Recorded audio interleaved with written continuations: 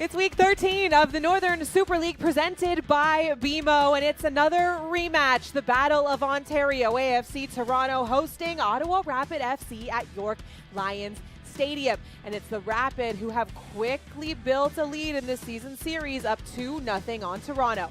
My name is Ashley Docking, and I'm joined by former youth international Jessica Lisi. And Jess, this game has the opportunity to have fireworks because we have two of the most formidable offensive players on the pitch.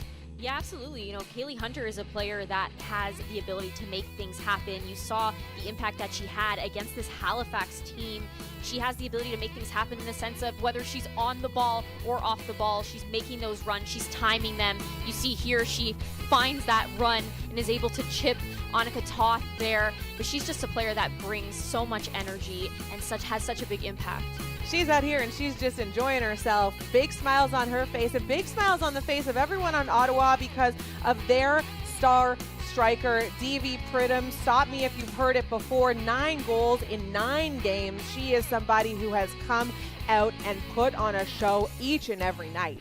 Yeah, D.V. Pridham is special. I think that she's a player that knows exactly where she needs to be. She finds those channels, she makes those runs, she's able to pounce. You see there, the last time they played Toronto, she was a huge threat for them. She made things happen. She makes things happen on mistakes. They have to be very aware of that tonight, Toronto. But D.V. Pridham is just a special player, and I think that she has so much ability in and around the 18. She needs to be shut down because, my God, will she make things happen. So you have D.V. Pridham, who is leading the league with 9 goals, and Kaylee Hunter, who has come in as a teenage sensation and just made waves. And this is the player matchup that we're going to be watching. These numbers are outstanding. The conversion rate specifically draws my eye immediately, Jess. Yeah, I think, you know, these two players are special. We just spoke about them, and they're just two of the very talented individuals that we'll be seeing today. But the fact that Kaylee Hunter is so young and coming up with already 4 goals, D.V. Pridham staying at the top there with 9 goals, but conversion rate 29% and 15.4% is quite impressive. So 2 very special players, and I'm excited to see them get out there today. It's been a long-awaited return to the pitch from these 2 franchises. AFC Toronto hosting Ottawa Rapid FC in the 3rd match of this season series. And with a win, Toronto will have 4 in a row and will have the most consecutive wins in NSL history. Stay tuned. York Lions Stadium coming back in just a moment.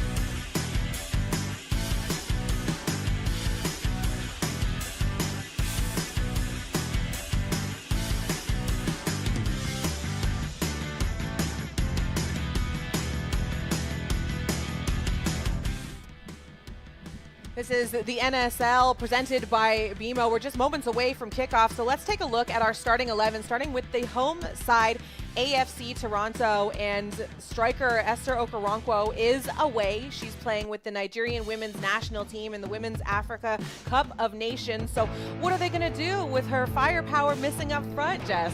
This is a big moment for Jade Kovacevic. I think she's a player that has pace, but she also is very experienced, and that could pair well with Kaylee Hunter up front. So I'm excited to see her step in there into this role. We haven't seen too much of her this season coming off of injury. I also think this back 3 is going to have to play a crucial role today. That was something that very much let them down the last time these 2 teams met. So this back 3 needs to find that cohesion and that fluidity today to be able to shut down this Ottawa attack. Well, and they're looking for redemption as well after that last game against Ottawa, and Kayla Hansen had some things to say about their performance. Thank you so much for joining us. Okay, Kayla, thank you so much for joining us before your match today. You know, your last game against Ottawa did not go according to. What do you guys need to change in order to get on the right side of this Battle of Ontario? Yeah, I definitely feel like that last game was definitely out of character for us for sure. But like any other game, you know, we're gonna give it our hardest and we're gonna do our best. I mean, I feel like the last 3 games we played after Ottawa definitely showed that, especially with the result. But I think that definitely was a moment for us to get more connected and kind of see what we needed to do, regardless if it was a moment of out of character, but kind of see what we could have done to do better. And I feel like every single game, you know, we've done that. We're always looking to improve every game, and today is just another day to show that again. You know, and hopefully we get that win, you know, not just for us, but for the fans too. Yeah, the response is better than anything you probably could have hoped for, 3 in a row for you guys. But from a tactical standpoint, DB Pridham is somebody who's leading the league in scoring. How do you look to minimize her impact on this matchup? Yeah, obviously we want to, you know, give grace to the fact that, you know, she does have a good amount of goals, but that doesn't stop or change the way how we're playing, you know, especially as a backline, especially as a defender. You know, we're going to go hard and we're going to communicate like any other game we would do, like any other forward. They're not going to scare us, so we're going to do our best regardless. Thank you so much. I appreciate your time and good luck tonight. All right, let's take a look at the visiting side. Ottawa Rapid FC. Now, DB Pridham, of course, is getting the spotlight, but there's 2 substantial arteries, if you will, that are feeding her and making her be able to thrive.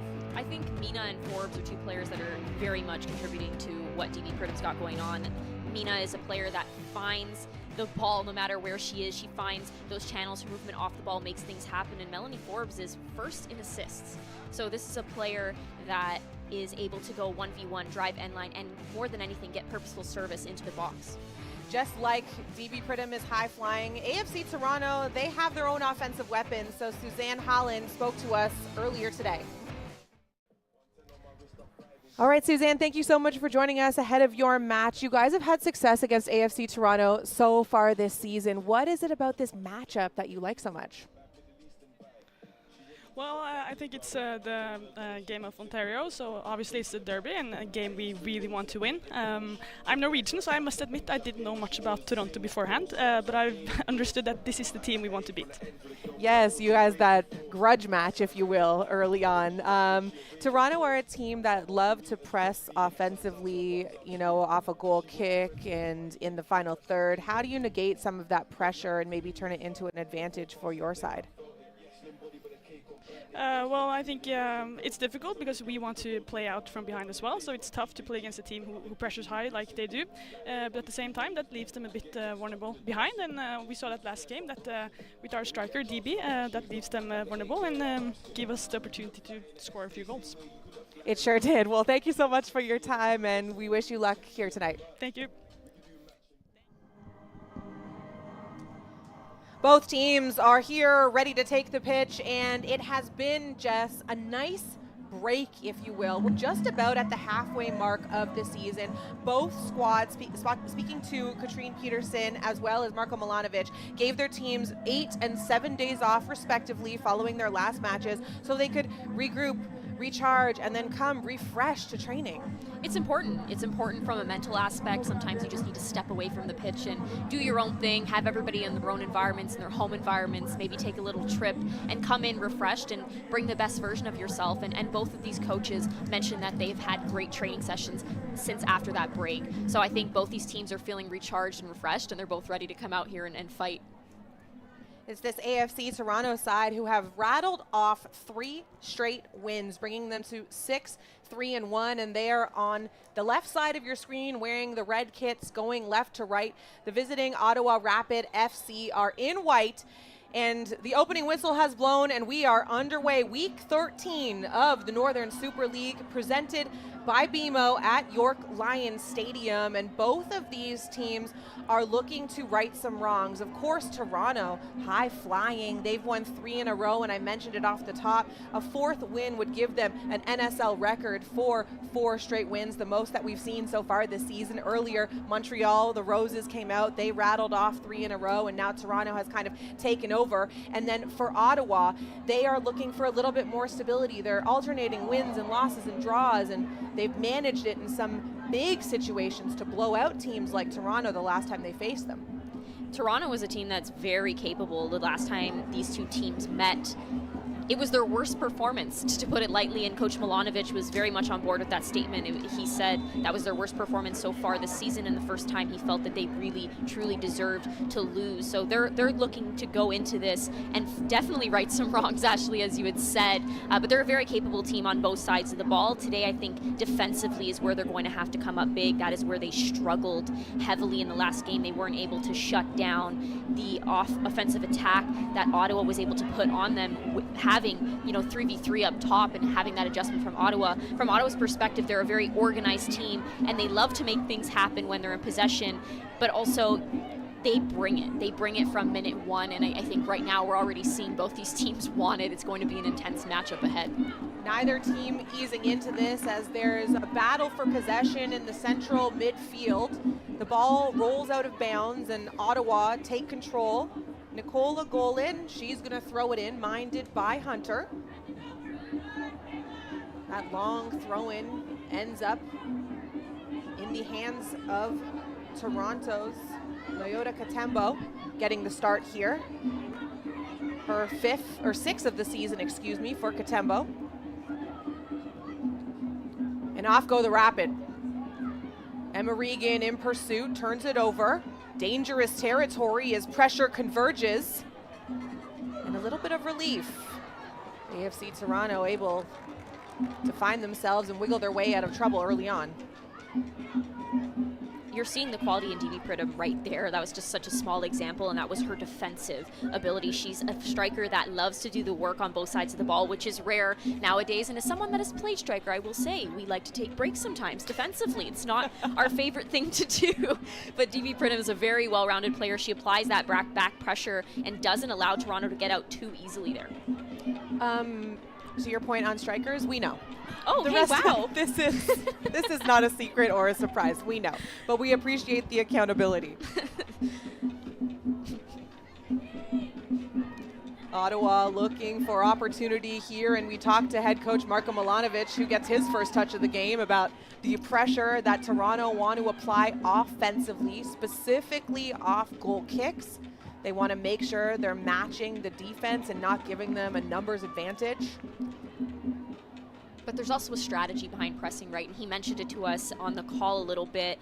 You have to stay true to your shape and your structure, but you have to pick your moments to go. So I think one thing that broke down for them in the last game was the fact that although they were applying that high pressure at times, they were losing their structure because the timing wasn't correct. Pressure coming for Toronto. Hunter hits the deck in the 18, no call. Pickett wins the ball back, looks for service. She'll go 1v1 instead into the 18, the cross deflected by the defense, and maybe some onlookers thinking Hunter went down pretty hard in the box there, no call. Okay, setting the tone early. It might have been hard, but I don't think there was anything, there was no call warranted there. Nothing untoward. AFC Toronto go direct once again. Suzanne Holland happy to just clear that out, calling for a regroup, having a conversation with Molly Erickson. We're going to see another look at it here. Thoughts? I still don't think there's anything there.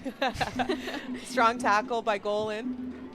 As we take a look at head coach Katrine Peterson, watching her team as they've dominated AFC Toronto so far this season. Some nice work along the touchline, and it's the first set piece corner kick for Toronto.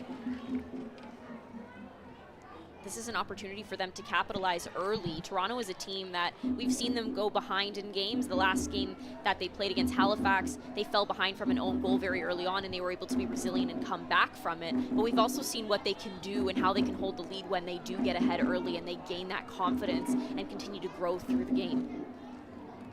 Captain Emma Regan on the ball.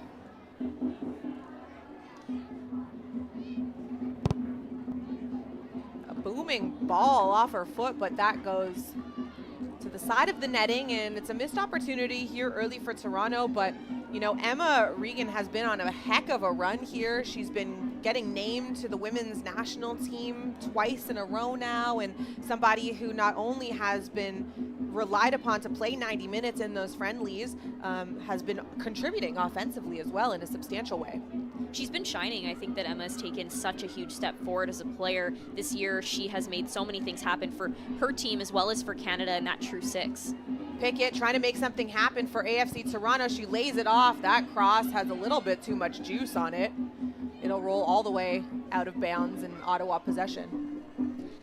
Just to continue my thought on Emma, you know, she's a player that's special. She loves to control the dynamic for both the teams that she's on, whether that is Canada or AFC Toronto. We've seen her do it time and time again, but we've also seen her dabble in the scoring recently. She got her first ever goal for Canada. Nice little bar down beauty there against Costa Rica, but she's a special player, and she definitely makes things happen no matter which team she's playing on. I was at that game, and we talked to her after, and she said, I don't know really what's going on with me.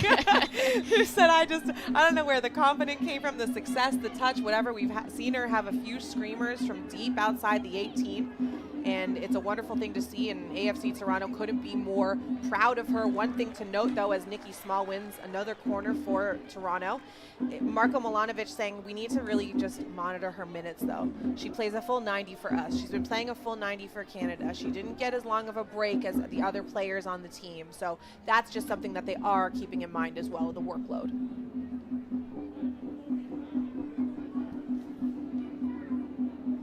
Colby Barnett will take this corner for AFC Toronto. In just a moment, there's a bit of a hold up. Our official just making sure things are copacetic inside the 6. Are they ever? Not on a good day. Barnett once again.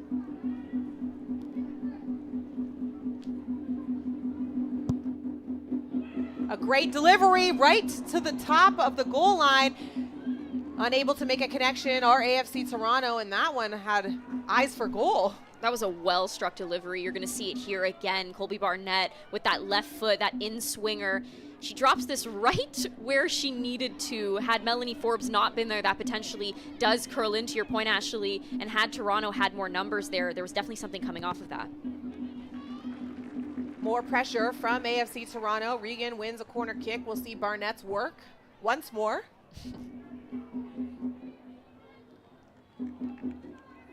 Regan had been somebody that, you know, is just such a great representation of everything the NSL means. You know, she got her first call for the women's national team, and then she didn't hear her name called for 5 years. And she still got to work and got an opportunity. And now leading this team as almost an own goal coming off the foot of Jaleesa Harris, trying to clear it. It'll be another corner kick for Toronto, but, you know, Regan is somebody who just persevered. She said, I used to live and die by those call-ups. And now it almost changed her perspective when she didn't get it. She said, okay, there's more to this game than just hearing your name called. Obviously, there's goals that every player has, but it's allowed her to play much more free, and I think we're seeing the fruits of that. And it says a lot. You know, a lot of players would get discouraged and not want to get back into the mix and just give up, and Emma Regan is not that player. She's somebody that will continue to strive in adversity. Head on. Erickson has to come and punch that out, but it's still on in the box. Finally, Rapid able to get their foot on it and give a little bit of air to the defense. But this is exactly what AFC Toronto wanted to do coming out here early, to your point, Jess. They do not want to get behind. Do not want to have to come back. They've proven they can do it at times, but they are best when they're on the front foot, when they're forcing the issue, when they're most comfortable. And if you recall that first game that these two teams met, Ashley, we've seen them play twice now, but it was two very different games, and that was something that both the coaches mentioned. They've played twice, but there was two different teams there for Toronto. Toronto in the first game very much dominated in possession, and Coach Peterson also mentioned the fact that she felt her team gave them too much time and space, and they allowed Toronto to be able to control the dynamic, and Toronto grew confident, and luckily Ottawa was able to walk away with a win there. And then when you look at the last performance, obviously Ottawa completely dominated, but she knows what Toronto is capable of, and she knows that you have to shut them down early. And I would say right now that front-footed attack from Toronto and that mentality to keep going is giving Ottawa a little bit of problems. And it turns out Coach Peterson can get a fit off too. Absolutely. We see you in your purple blouse. Love to see it. That's one thing I love about this women's game as well, is that it allows for all the players to, express themselves individually, whether that's on the pitch, whether that's the walk-in fit checks. We see our panel sponsored by Simons. So, you gotta love women's sports, honestly. I'm obsessed. Love a good fit check. AFC Toronto once again get that ball back and apply pressure. It falls to the feet of Eriksson. She'll handle it easily. And now Ottawa will look for an opportunity off the foot of Harris. You're also going to see how active this Toronto midfield needs to be to provide support underneath Kovacevic and Hunter. A fantastic independent effort from Small to win that ball back. Man, she is pesky. She goes 1v2, toying with the defense, finding Regan in the 18, lays it off. Pickett put that ball back to Croy Soto, and she'll hit that out wide left.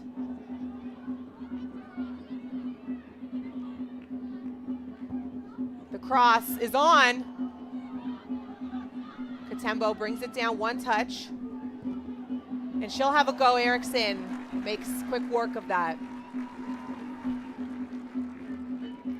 Just to continue my thought, Ashley, the importance of the midfield being active in behind Kovacevic and Hunter is going to be crucial today because of the way that Ottawa plays and the fact that Gibson and Scott almost they create a square essentially in the middle of the park there, and they make it very difficult to find the ball. They're always going to be numbers up, and that's one thing that Ottawa has done well. They're very organized, so it's going to be key for your players like a Small, like a Regan, like a Pickett, whoever is in there to really get forward and provide that option underneath and drive those players out of their structure, as you saw Small and her ability to do so.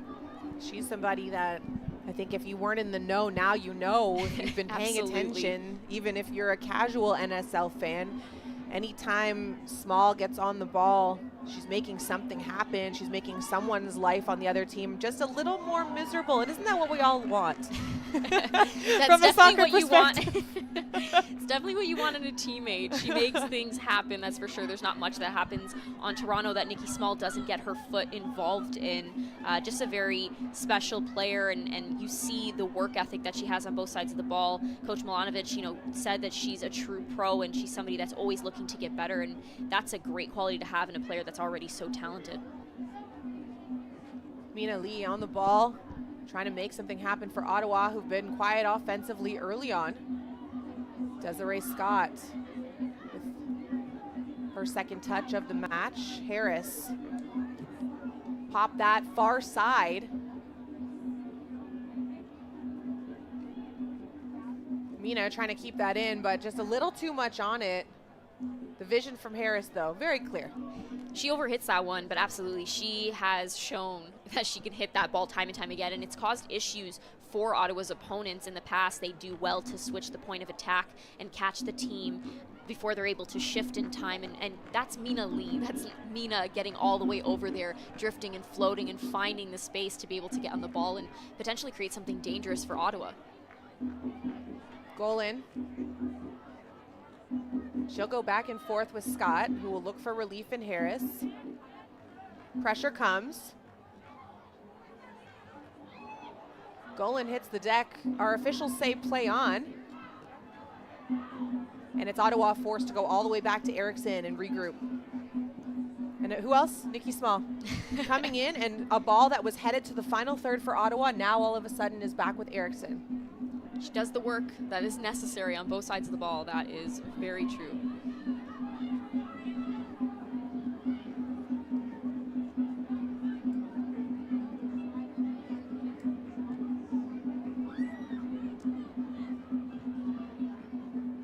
We spoke about the patience that is required even when you are in a press and picking your moments of when to go, and you're seeing here Toronto is creeping higher and they're attempting to win the ball higher up and be able to create dangerous opportunities out of that, but they're patient in when they're going to step so that they're able to do it on a cohesive level.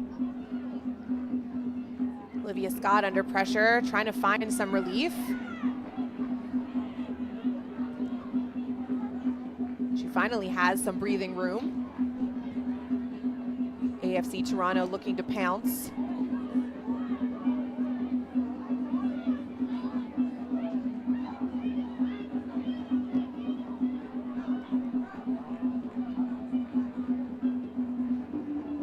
Scott trying to dribble out of trouble, an errant pass, but Erickson is there to clean up the garbage. She'll boot that out of bounds.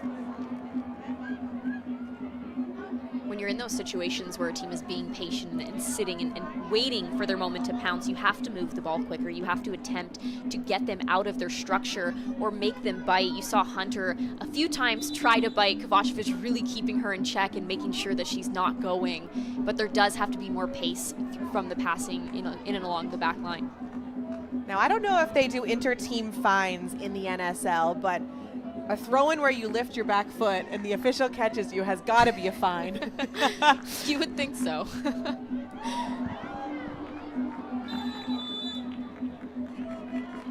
Mina Lee takes Small for a quick little piggyback ride. The official blows it dead quickly, and it's now Ottawa who are on the move. Ball to the top of the 18, searching for Pridham. And that'll bounce to Sophia Manor. Manor has yet to record a clean sheet so far this season with AFC Toronto, despite the fact that she does have a winning record. There's no time like the present, however. Stripped. Hunter, time and space. She'll have a shot, and she sneaks it past the goalie. And that is exactly the electrifying play we are talking about for Hunter. It's just a game. Her goal celebrations are my favorite. There's always something different. It's always something fun and unique. But we spoke about how lethal she is in the attack pre-game, Ashley, and she is again showing it. Nikki Small getting involved to start that. We're going to look at it here. Nikki Small being able to recollect that ball and find Hunter, who continues to drive forward and places that in that left corner with no hesitation. Again, Small, her quality defensively. Hunter looks up and says, absolutely, I am picking that corner out because this is going into the back of the net. Just a great finish. Hunter playing this game on easy mode, adding to her scoring total. She now has 5 goals to her name, and she has just been so impressive. And we talked, okay, where is the fire going to come from now that Esther Okoronkwo is not going to be available? Kaylee Hunter said, hold my Powerade because I got you. And it's 1-0 for Toronto over Ottawa in the 19th minute.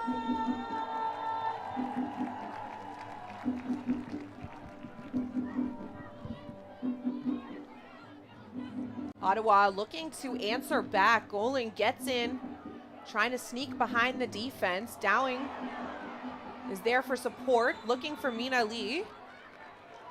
And instead, it's going to be a foul called here.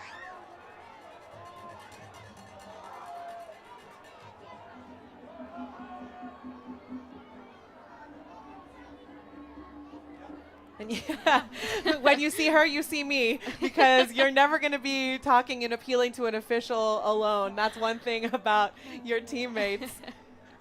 Nonetheless, the call will stand. It's going to be a free kick, it looks like, for Ottawa. Essentially replicating a corner kick, yet they have yet to have a set piece. This is their first here this evening at York Lions Stadium. Wasn't sure which way that was going until I saw Small's reaction there.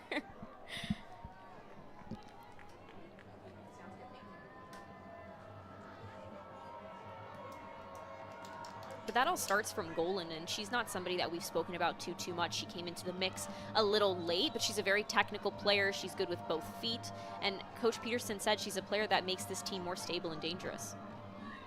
A rocket right to the top of the 6. Can't find a home in the back of the net, but she's the assist leader for a reason. Holy! You know she can put the ball in the box. She does hit that a little too hard for anyone to be able to redirect it towards frame, but it was a great delivery in. Those are the kind of ones that you redirect and you don't, did I score after the fact? And here we go, Hunter one more time. She tries to play the ball forward and finds her woman. A shot is saved by Erickson. And that's another opportunity for AFC Toronto in quick succession. It was Jade Kovacevic You trying see to get on the Hunter end of here, that one. that IQ, she spins there, she looks forward, she plays an early and perfectly timed ball with a bit of finesse there. Kovacevic not able to get the shot off, Ottawa doing well to come across and stop that. But again, Kaylee Hunter just showing what she's capable of and the quality that she brings to this Toronto side, whether she's the one scoring the goal or threading that ball through. Pridham, she sees daylight. You don't have to tell her twice.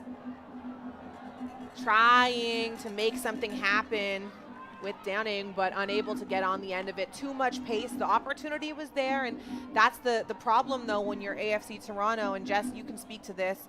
When you have those pressure moments, it's those transition opportunities that become really dangerous from the defensive perspective. Absolutely, and we saw that hurt them in the last game that these two teams played. You saw Regan there, her recognition to get back in transition and apply that pressure to Pridham, which forced her to have to make that decision, and she didn't necessarily give the best ball to Downing, but that all comes from the pressure that Toronto's applying, because we do know that DB Pridham, if you give her time and you give her space, she'll make something happen. She's connecting that pass, I would say 9 out of 10 times. So that is hats off to Toronto to be able to apply that back pressure, and she can feel that and isn't able to get the right pass off, excuse me. See an opportunity here now as Downing gets dragged down by Small, and it's going to be a free kick for Ottawa. Downing doing that pesky work that Small generally does, but for Ottawa in this instance, you see Forbes, you see Mina behind the ball.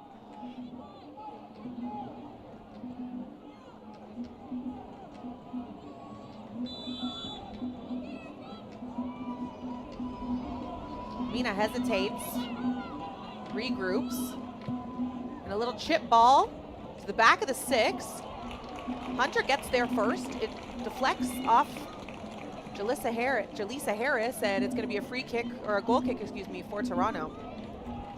It's a little far. It's a great floater, and you don't want to strike it in that instance unless you're going on frame. It is a little further out. So it's a good delivery in the sense of how it was floated in, but I would have loved to see it drop a little earlier. That way they could get something off of it and on frame.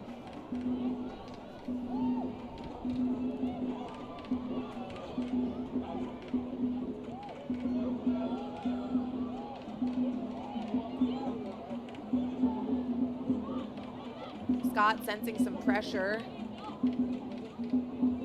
She'll send that back to her defensive counterparts. And Harris, once again, surveys. We saw her range earlier. Instead, she'll opt to go to Golan, and Golan will let that roll out of bounds if it was off the foot of Regan. And now quickly are Ottawa moving in that final third. Pridham draws 2 defenders.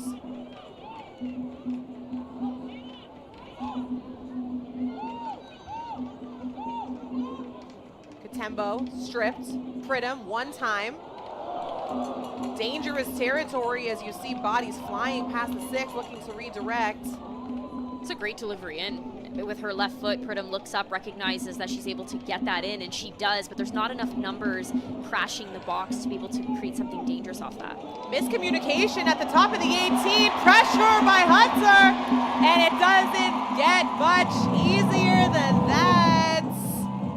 A brace for Kaylee Hunter. 2-0 AFC Toronto. Erickson is going to want that one back. That's frustrating from her point of view, but Kaylee Hunter is constantly aware of what she needs to do. She reads that so well. She recognizes that there's a miscommunication here, and she continues to drive forward and gets on the end of this. It's a great read by Kaylee Hunter, and again, it shows her IQ, and she just does this so well.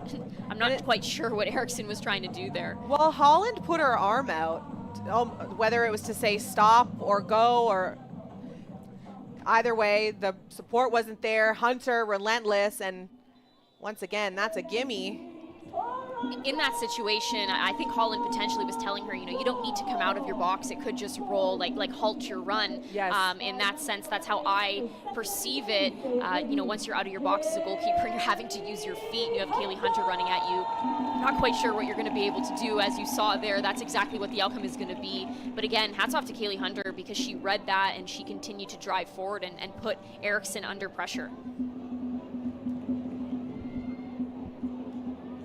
Kaylee Hunter now 6 goals so far this season. This is just her 7th start. And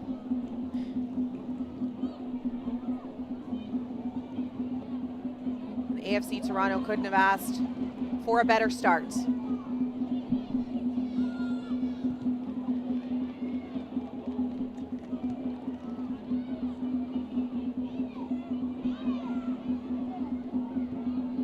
Regan moving quickly across the midfield, gets it to Katembo. She moves it up quickly. Hunter once again sniffing out that hat trick. Turns Harris inside out, but Golan is there in support and clears the ball.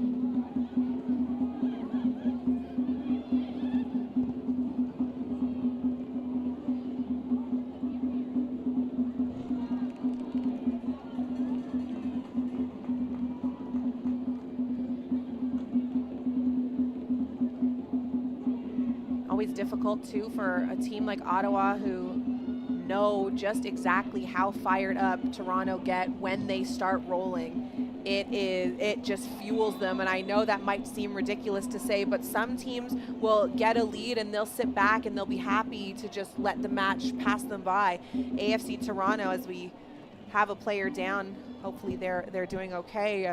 AFC Toronto, they want more. They got a taste. They're like, I like that. Yeah, they're a team that comes out hungry, and we've seen them be very resilient, I would say, this season. In the beginning of the season, results weren't flowing their way. You're seeing a bit of contact here on Barnett from Mina. She's still down. Looks like when she fell, she maybe winded herself, got caught up with her elbow. She's up on her feet, which is a positive sign. Toronto will take over. But just to continue that chat, Ashley, you know, Coach Peterson mentioned that is exactly why you cannot give Toronto confidence, because they will keep coming at you. And we're seeing that. Of course, that was off of a mistake. But when you have players like Hunter who are playing against you, you don't have room to make those mistakes. They will pounce on them. It's the same thing on the opposite side. That's how Pridham scored her goals in the last time these two teams met. So both of these teams have to be aware defensively of what they're up against.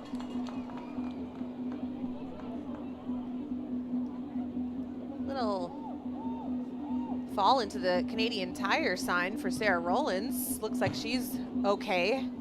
She kind of had a look of disbelief. Is this what we're doing? Is what we're doing right now? A little hockey check in the spirit of Canada's game.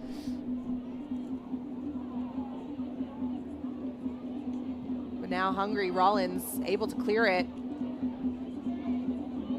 And Toronto, an opportunity yet again to pounce. Scott, calm, cool, and collected in the midfield.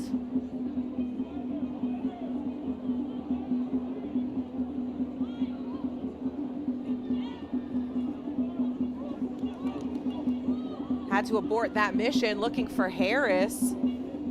Was Gibson, and then you saw that opportunity from Hunter. She was going to jump on that pass if it came anywhere near her. Had to change course.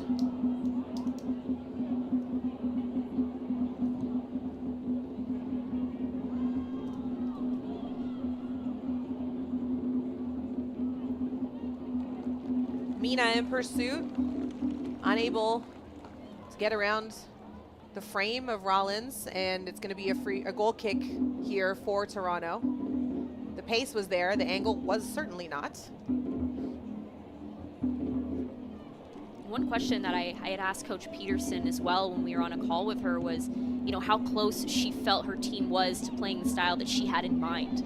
You know, and she said that their mission overall is to be able to be a team that dominates in possession, but is also dominating in attacking threats. And she feels that there's certain games that they're dominating in attacking threats, but they're not so much dominating in possession, and they're sort of just sitting back and more so organized. She wants to be able to piece those all together. And I think today we're seeing them lack that bite in their attack so far. They're starting off a little slow, and they are being broken down by Toronto. Nice individual effort by Katembo to get that ball. Exploring in the 18, Erickson off her line really quick, taking away the opportunity for a redirect. You had Hunter in there hunting around, Pickett as well, sniffing at goal. And it's funny, we just spoke about possession, and it seems because it is 2-0, you would assume that the possession was in favor of Toronto.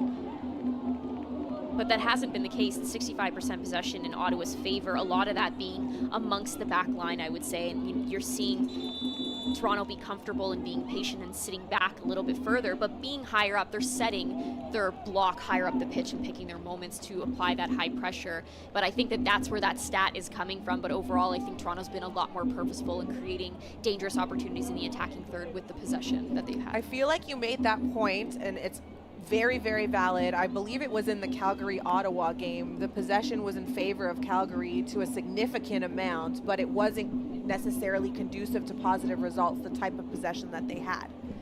So your point is well made as we get our first hydration break here, brought to you by Powerade. It's hot outside, it's early July.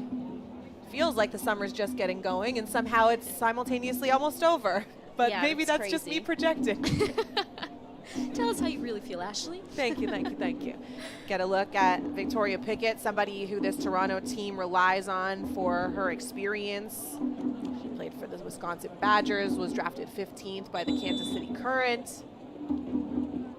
She's somebody that does a lot of busy work, and sometimes that goes unnoticed. I think that she shines in those transitional moments. She's so good going 1v1. She's so quick and pacey, and she has such a high IQ, and that experience that she brings to the middle of the park for Toronto has been huge in helping them find success. But I think at times, the work that she does is not getting the recognition because it is the work that she's doing defensively or breaking up that play.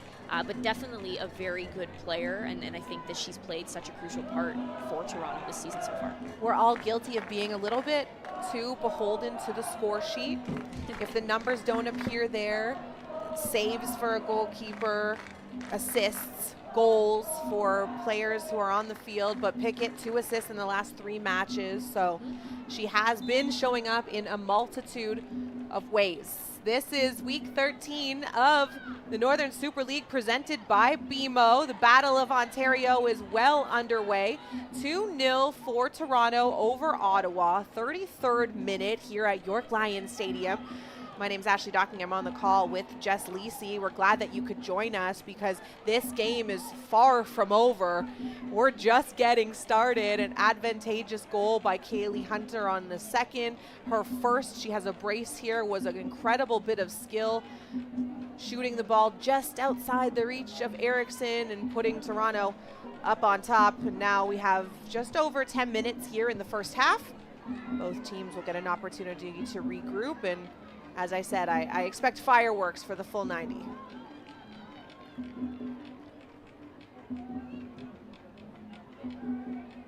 Croy Soto on the ball. She'll swing it over to Kayla Hansen, who we had the pleasure of talking to before the match. And I really liked, you know, what Hansen said when we spoke to her. They were not at their best the last time they played Ottawa, although I don't think you could have another take on the game. Frankly, it was what it was. 4-0 is 4-0. Yeah. You don't need to say too much more about it. But she also said, we're not necessarily worried about DB Pridham, respectfully.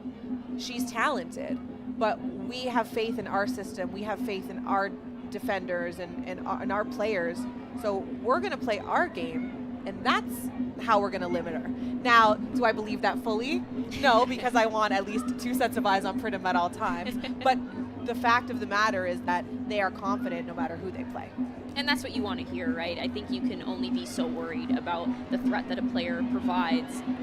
Pickett threatening now. She cuts it back. And every time we talk about a threat, every time we talk about an opportunity, who else? Victoria Pickett in the mix.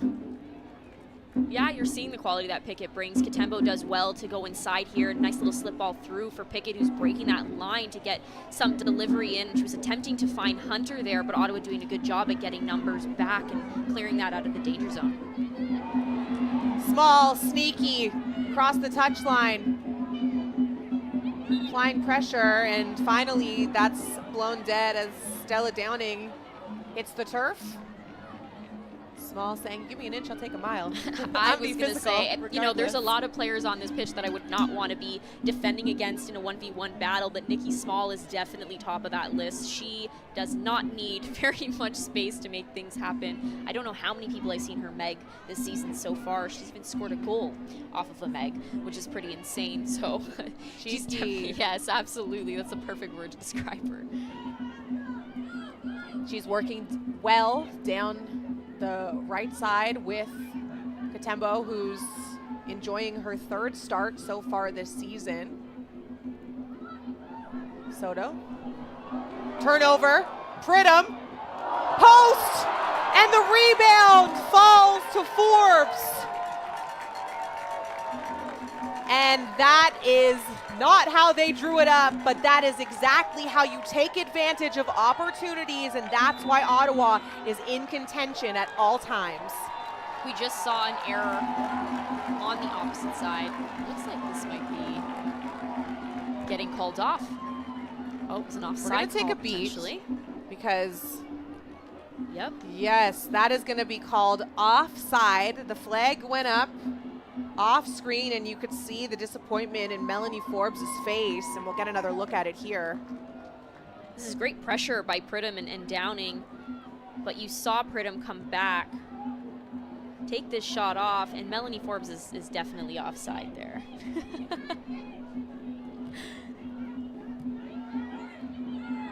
Definitely might be a strong word. But it does look offside.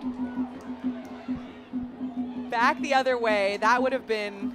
From this angle, it absolutely looks offside. Okay. I'll say that. Definitive. Maybe if we were directly in line, Ashley, there could be an argument there. But from where I am sitting, that looks like it Must was be my offside. astigmatism. Could be. AFC Toronto dodge a bullet, and now Hunter back drawing two. Harris is there. Desiree Scott comes for support, and corner kick now for AFC Toronto.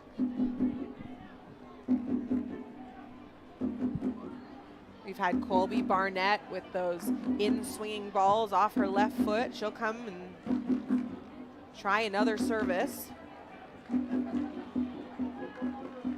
Time slowly ticking away in this first half at York Lions Stadium. Heartbreaking for Ottawa. I know we're here in the final third for Toronto, but you get the post, you get the goal. Here we go. Big ball by Barnett, finds no one. It's Rollins who ends up chasing it down. She's defended by Scott. But a trend we're seeing on both teams is, of course, that was called back. And, you know, we're going to want to watch that one back a million times. You argued with me there. Is it definitely offside? It looks like it from this angle. It potentially is not if you're looking at it from a different angle. So to be determined. But I will say that both teams have been struggling when there's that high pressure coming from the forwards. You saw it with Hunter on Erickson. She was able to capitalize on that. And DB Pridham applying that pressure initially to Manor to force her to play not a very great pass out to Soto. And just a bit of a breakdown there, and that starts from the high pressure that both of these teams are applying to one another. Oftentimes they say in sports, you want to do to another team what they do best because it makes them uncomfortable, and that's what these two are doing to each other. Downing on the ball now initiated a little bit of that turmoil for Soto on defense along with Pridham. Nikki Small is getting stuck in today. You saw it time and time again. You're seeing Coach Peterson have a chat here. There was initial foul potentially on Downing from Small. Wasn't called, and then it continues to lead to a second foul that is finally called as she's pushed out of bounds. And you see her here having a talking to Nikki Small, not backing down. Our official tonight, Selma Flores de Roche, and you know, you do gotta love when our officials have time to have those conversations. Nothing worse as a player when you can't even just feel like you're being heard. Mm-hmm. I think that's really important. The relationship between player and official, as Harris just knocks this one into play. And the service comes on the second opportunity, goes to Mina. Offside called once again for Ottawa, not a trend that they want to continue. Mina wasn't able to time that, but I'm not sure if you noticed, Ashley, right before, she started off on the offside position, and that's something that a lot of players do. I'm actually guilty of doing that. Players lose you in that mix, and they don't mark you. They say, oh, they're offside, and they might keep an eye on you, but by the time they react to your movement to come back onside, a lot of times you're in a threatening position. So she's not able to time her run there to stay onside, but that is just showing her experience and her IQ to be able to recognize to do that. It's a great observation, partner. Thanks. Sometimes I know what I'm talking about. I love your insight. We are lucky to have you here on NSL presented by BMO. Time is winding down in the first half. Toronto up 2-0 on Ottawa, 42nd minute. Both teams looking to capitalize on some pressure in their final third. It's Toronto who has had the success. A close call from Ottawa, but that goal from Forbes called back, and now Harris bombs it up the pitch. Sends Pridham on a run to go 1v1 versus Soto. Wins the ball, Soto goes flying. That cross deflected.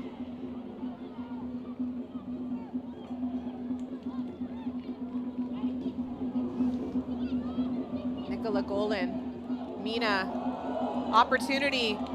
Almost squeaks that past Banner.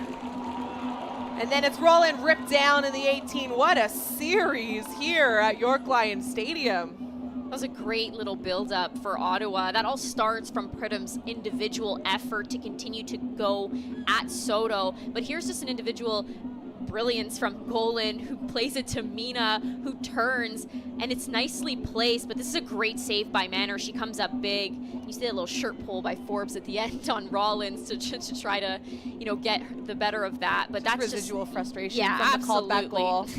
That's okay. It absolutely is. But that shows how many individual talents there are on this team. Starts from Golan. Well, actually starts from Pridham and her effort. Goes to Golan, and then you see Mina, and we know what she can do when you give her even an inch of space. Mina and Golan demonstrating their deft touch in close quarters. That step over sent Katembo flying. Had her slip in and slide in. And that's the technicality that Coach Peterson mentioned to us. Golan is typically more comfortable going forward in her offensive ability as a winger, but she's being transitioned into that fullback role, and she's recognizing and she's learning of what the defensive aspect of the game is and when she needs to stay a little bit. But when she goes forward, she is a force, and she's not somebody you want coming at you 1v1, as we just saw. Not much space in front of her, but she made things happen, and she shifted that Toronto defense.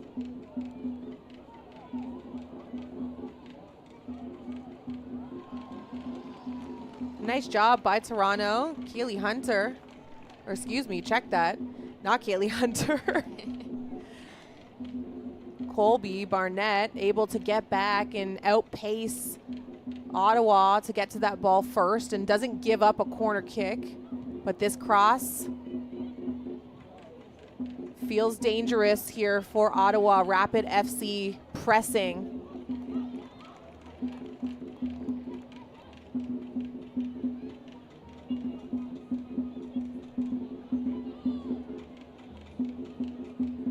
Coach Milanovic mentioned how important the defensive aspect of their game was going to be today, and you're seeing Toronto really step up with that.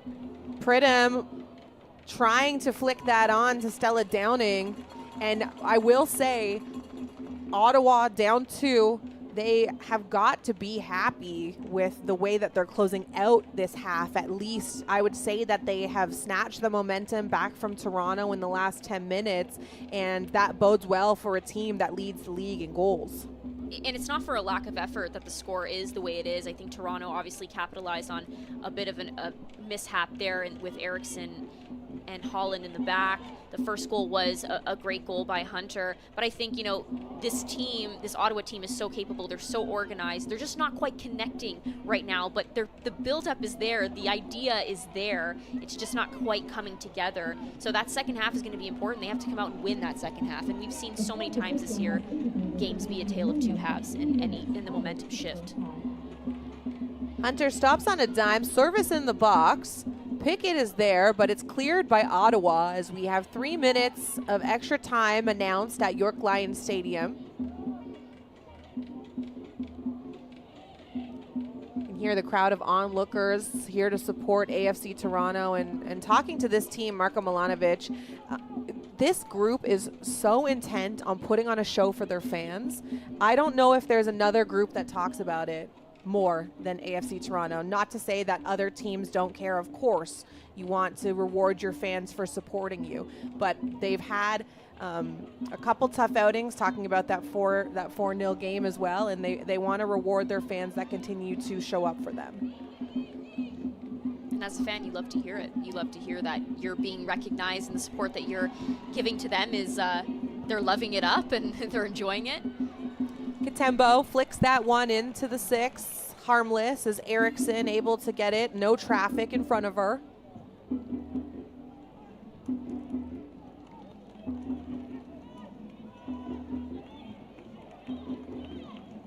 Pridham wastes no time, gets that into Mina. She's taken down. Emma Regan kind of rolls her eyes, and a yellow card issued to AFC Toronto's captain. And once again here to appeal, Nikki Small.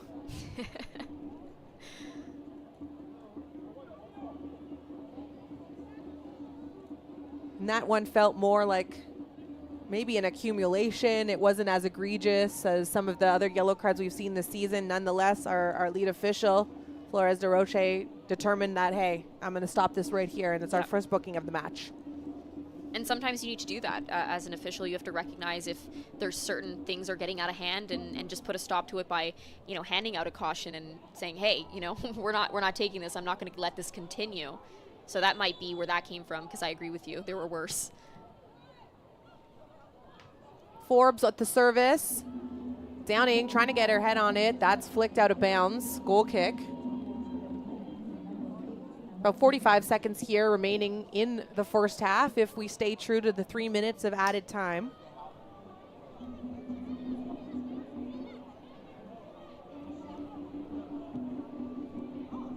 Sophia Manor will take her time and put all her weight behind that goal kick.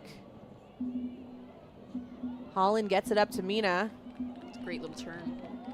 Pridham, she's searching for Downing, but instead it's Small back the other way. You can see how active Pridham is coming off the front and doing that defensive work and getting on the ball and attempting to play the ball through. She's the one that's been threading them through, or attempting to thread them through, instead of being the one on the end of it so far in this first half. And you love when your star can do multiple things. You love when they have a bit of diversity to their game, but it's Pridham who this Ottawa team rely on for the bulk of their scoring. She's scored more than 50% of their goals, but it's Kaylee Hunter who's been the hero here today. So far, a brace in the first half to her name. One, a nice bit of skill. The second, advantageous and never let up on the opportunity. We're going to have first half highlights coming up out of this break, and stick around because I could tell you right now, Ottawa Rapid FC, they're not going to go away quietly.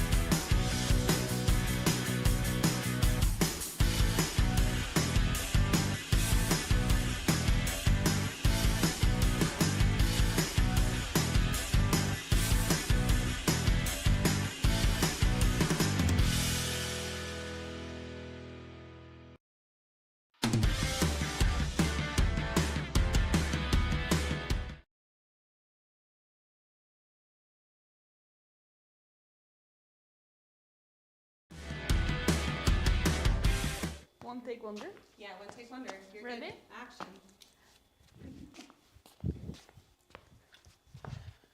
All right. A loony. That's a crazy person. Lunatic. No. What is it? That is the coin for $1. Okay. Yeah. This is difficult. This is actually very difficult. Yeah. It is a 2-4.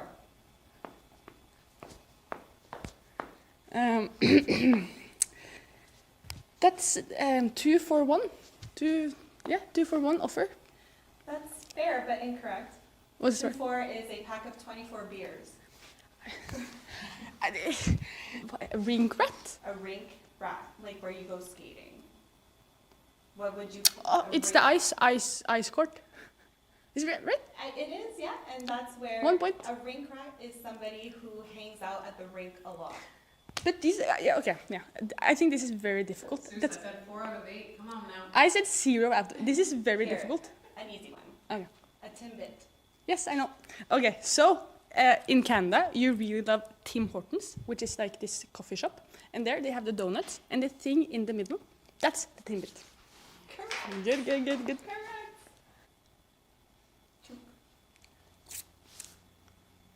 A hat.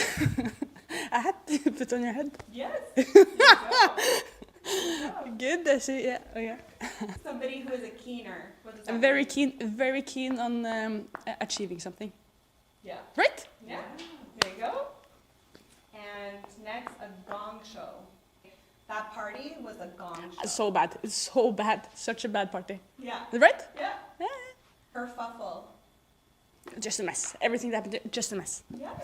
Good job. That's good, that's 4 out of 8, yeah? Yeah. Yeah, or 5. That's quite good, actually quite good. I thought I would get 0. Thank you guys, thank you. Good job, Susa. Thank you. But I must admit, I did cheat on one. Which one was It's very- impossible? all of them, like how, honestly, I do not, coming here as a Norwegian, I've been there 2 months. I have absolutely no, like, how could I know? But Yeah. I think we should be quite pleased with this. And if I do it again next year, we'll go for 7 out of 8, okay? Okay. Sounds like a plan.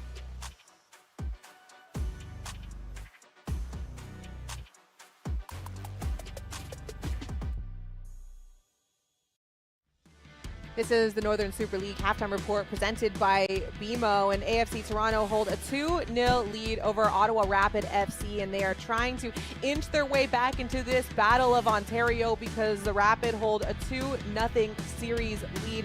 But let's just talk about Kaylee Hunter because she has been advantageous. She has been creating her own opportunities, and she's been capitalizing on big moments. And, you know, this is Nikki Small doing what she does best as well and getting involved and playing that ball through to Hunter, who timed her run, looks up, and places it in that left corner, just strikes it home. We've seen her score time and time again this season, but this is just the quality that she has. She's such a great striker. Doesn't even have to think about it. She puts her head down and knows exactly where that ball is going. Does a great first goal. And that's exactly what you want from your strikers. You want them to be a little greedy in those moments. And Hunter, again, has 2 goals to her name here, and she gets an opportunity to score the second after a miscommunication between Ottawa players. Yeah, this is her just, you know, being advantageous and recognizing that she has to continue going. That's a huge miscommunication on Ottawa's part. Holland telling Eriksson not to come out. I think I can only speculate here. I think she was telling her, you know, you can stay in your box. You don't have to continue running out. And that is where Hunter recognized the goalkeeper's out of her box. I'm trusting me running at you full speed than your ability with your feet. And that's exactly what she did. She capitalized on it and was able to place it into the back of the net. Eriksson getting caught in no man's land, if you will, with a ball that doesn't have a ton of pace on it. Nonetheless, this is where we're at after 45. 3 shots on target for AFC Toronto and 2 goals out of it. This possession number, I think, is glaring, but we talked a little bit about it during the game. Not all possession is created equal. Correct. I think that we saw a lot of possession in Ottawa's favor in the sense of them just having possession, but they didn't do much with it, and then they were lacking in the final third and finding that lethal attack that they typically have. So I think that AFC Toronto was a lot more purposeful with their possession, and they were able to create obviously 2 goals out of it. Ottawa more so creating that possession and just keeping it along the back line. AFC Toronto has thrown the first punch in front of a home crowd at York Lions Stadium, but on the other side of this break, we'll see the counterpunch that Ottawa Rapid FC has in store.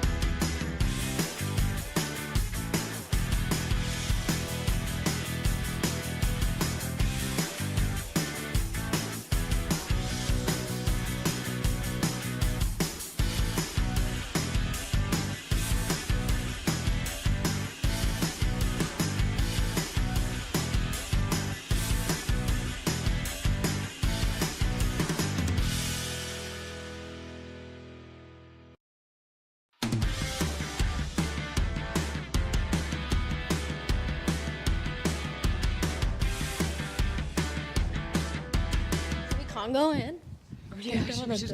Oh.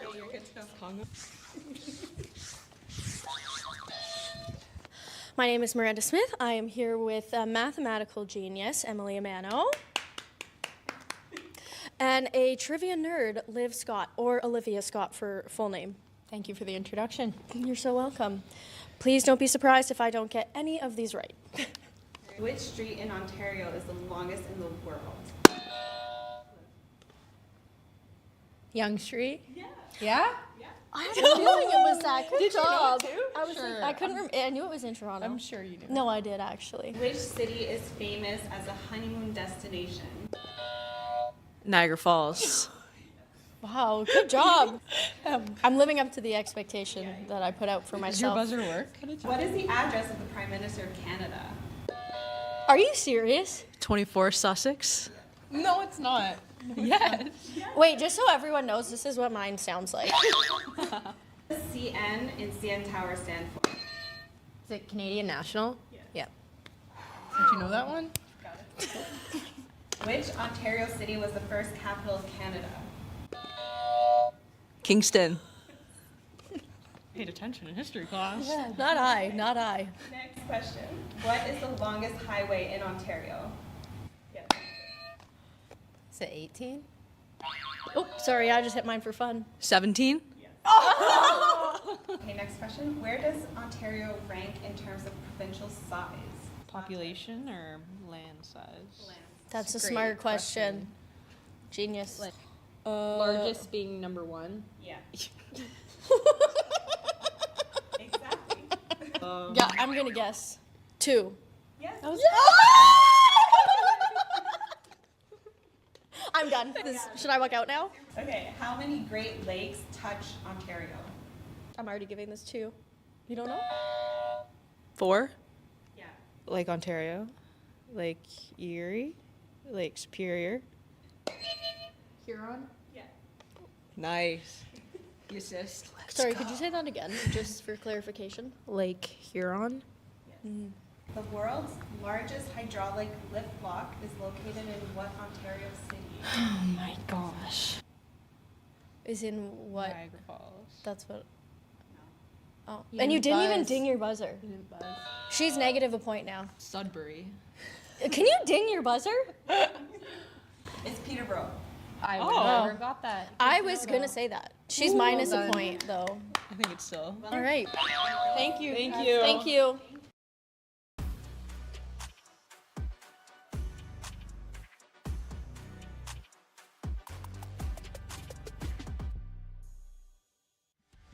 It's the Northern Super League halftime report presented by BMO, and we've been talking about the Battle of Ontario throughout the course of this match, and it's been a rapid takeover, if you will, from the Ottawa side, who asserted themselves not once, but twice so far this season. And Jess, you talked about the difference in these games, though, despite Ottawa going up 2-0 for the season series.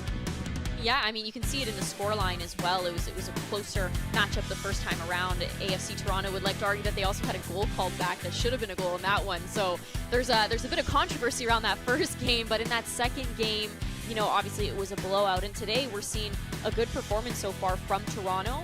I think they have a chance to win this if they're able to hold it off. But you do know that Ottawa's going to come back in this half and give it their all.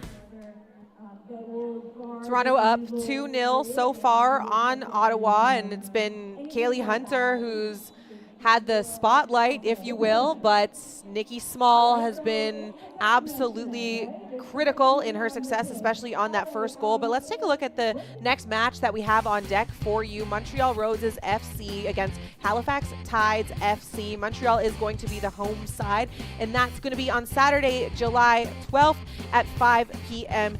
Eastern as we continue Week 13 of Northern Super League action. Now, we talked about this. Ottawa, they're not going to go down without a fight. So what do you think Katrine Peterson is saying to her side at halftime?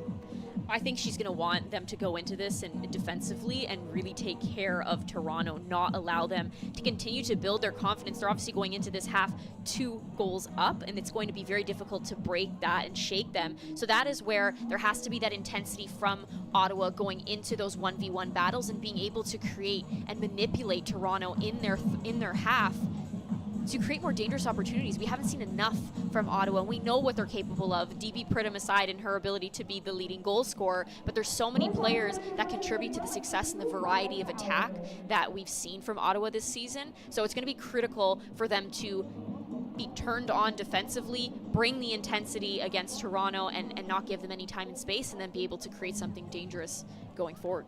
Heavy is the head that wears the crown in Pridham's case, but she has that supporting cast, as you mentioned. Mina, Forbes, Downing's been super pesky so far in the first half of this. As the second half is underway at York Lions Stadium, my name is Ashley Docking. So glad to be with you. I'm joined by Jessica Lisi, former youth international, and AFC Toronto out of the gate, absolutely going full throttle and coming right at Ottawa. Erickson able to get her hand on that and keep it from being another set piece for AFC Toronto. And Ottawa yet to have a corner opportunity in this match.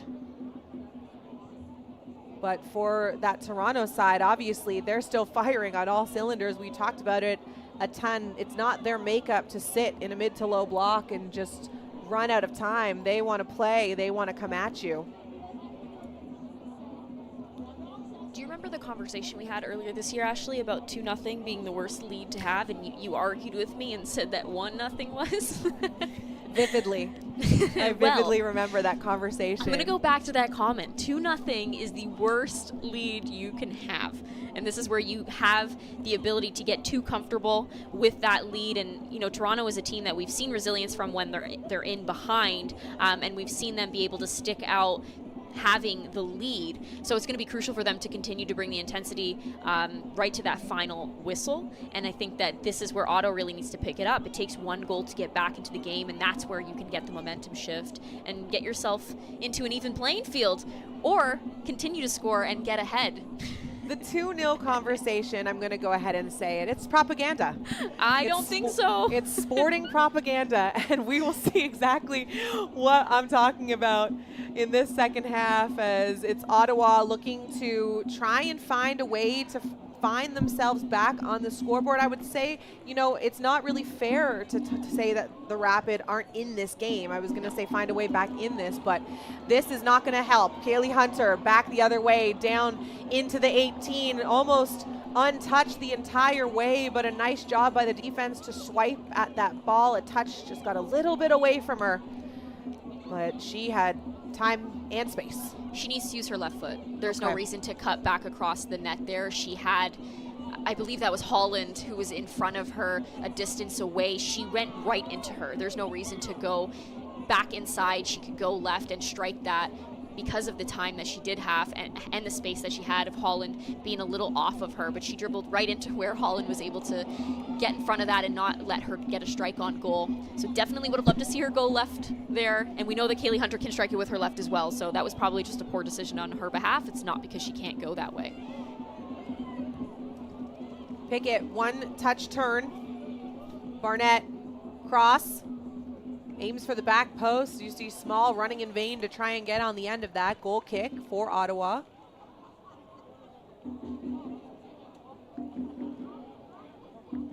Barnett, somebody who has started all 10 games for this Toronto side.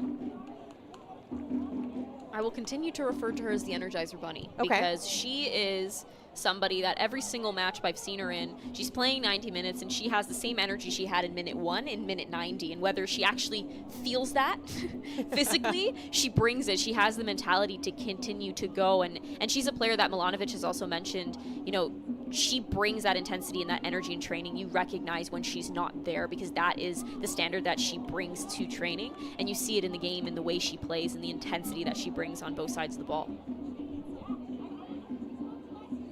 My biggest fear is that the Energizer Bunny is a dated reference, as Soto hits that pretty hard back at Manor, and that goes off her foot in a bit of a finicky way, able to clear it for a throw-in, but that made me hold my breath just a little bit. We've seen some questionable decisions, I would say, on both sides from the back lines and playing it back to their goalkeeper. The communication aspect needs to be better on both sides when it comes to that back line and the goalkeeper, excuse me.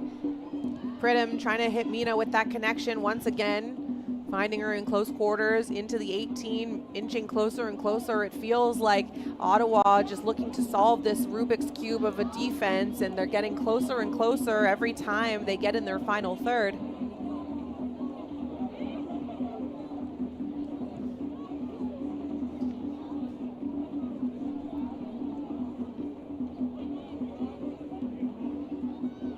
Holland out wide to Harris.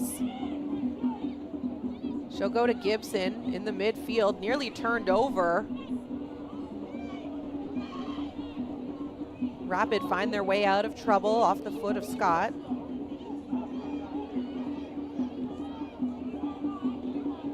Mina turns, able to use her body to fend off Small, and that's a yellow card for Nikki Small, and no malicious intent there, but finally Flores de Roche saying, okay, the physicality has reached a boiling point. She's been spoken to quite a few times. There's absolutely a yellow card in that one. You see her get Mina's legs after the fact, but yeah, of course, no malicious intent, but it has to be addressed. It's been foul after foul from Small. When you play with that certain level of gumption, these moments and these bookings are inevitable, I fear. I don't think that Marko Milanovic or the team would change it in any regard. No, absolutely not. This free kick coming from quite a distance.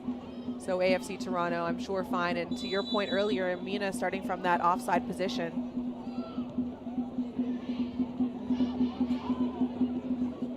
That ball straight to Pickett, who clears it. Nikki Small able to get in the way of that second chance opportunity, and Katembo giving the defense some breathing room. Small puts her head down. She'll dribble all the way up to the center circle, trying to lay it off for Hunter. Too much pace. Goal kick, Ottawa. They're not able to create anything out of that, but those transitional moments have proven to be dangerous for Toronto. They have such great attacking forces on this team, whether it is a Kaylee Hunter when Okoronkwo's present, as well as Nikki Small's usually the one starting it off, or Victoria Pickett is the one starting it off. But that was great recognition by Katembo to recognize there was no numbers forward and to hold that ball and find Small's feet to allow her to recreate, give her teammates time to get forward. And to your point earlier, Jess, to beat the press, you got to move the ball quickly. I think that ball up to Hunter warranted maybe 5 cumulative touches from AFC Toronto as a whole. Finding that time, that space, looking for that opportunity as Harris puts her full weight behind that, trying to get it up to Pridham. Soto able to clear and runs back into position. You're also seeing the adjustment from Toronto defensively. We've seen them do this where they drop into a back 5 at times to shut down this threat. So you see both Katembo as well as Barnett drop lower to deal with the attacking threat that Ottawa has. And when they get their numbers forward, they sort of sit in a 5-3-2. At times you see Small get a little forward. It looks like a 5-2-3 defensively to apply more pressure to Ottawa's back line. But again, this is just showing what Toronto is capable of, and they do adjust and they recognize the threat that Ottawa has up front. I'm gonna get a substitution here for the visiting side. It seems, yes, Nicola Golin, who started 2 of the last 3 matches coming into tonight. Her evening is over, and Florence Belzile is going to join forces with those that remain on the pitch. It is her 6th appearance here this season. Ottawa, Ontario native, played at the University of Nebraska. We'll see what she's got, trying to get a little bit closer on the score sheet for this Ottawa side.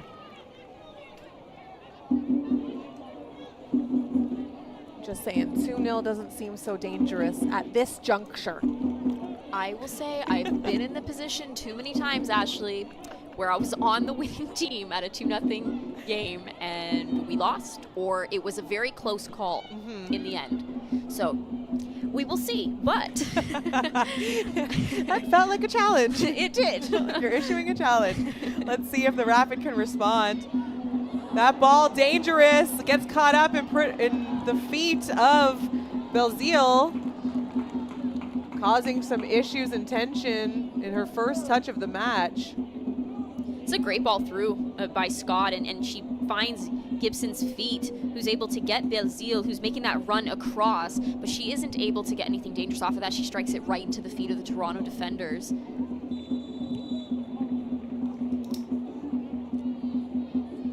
That one almost proved my point, though.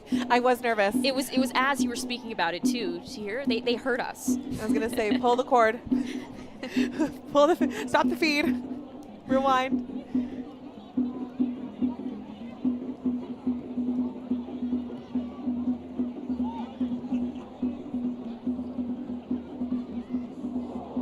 Physicality from Hunter as Desiree Scott is sent flying across the middle of the pitch. No call as advantage plays on for Ottawa, and that ball bounces out of bounds over the foot of Forbes.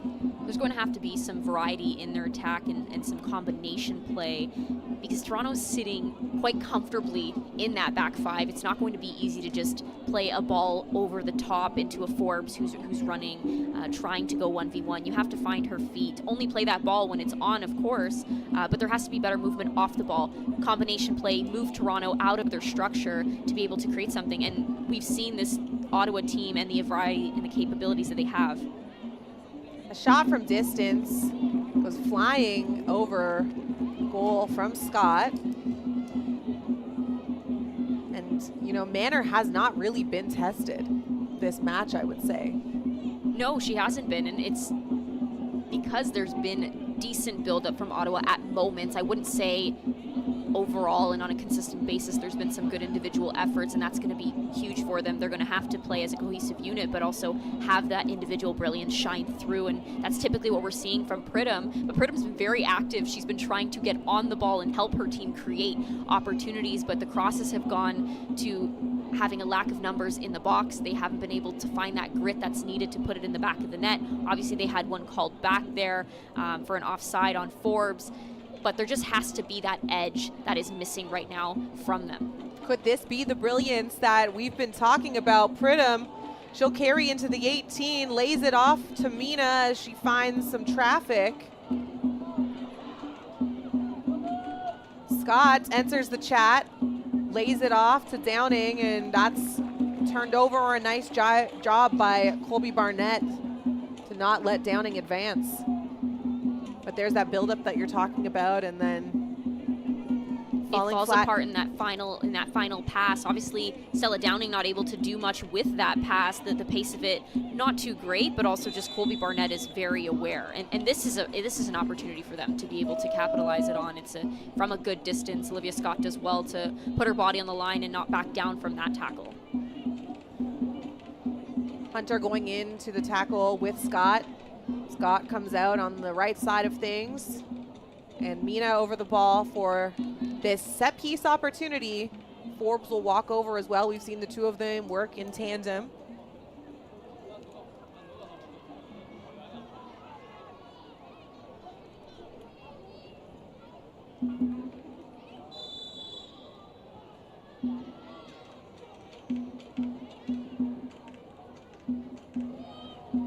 Forbes to take it. Chips it. That's a nice service, putting Manor in a bit of a bind, but Downing unable to get there first. I think that was a little overhit, to be honest with you. I think the idea is there. You see what she's trying to do. She places it in a decent position, but the runners are not able to get there. I would have preferred it to be pulled out a little further, drop earlier, so that Manor is forced to have to come into a bunch of players running at her and causing issues. So just a little overhit from her, but the idea was absolutely there. You know, Melanie Forbes has shown what she can do with her delivery time and time again, I would say.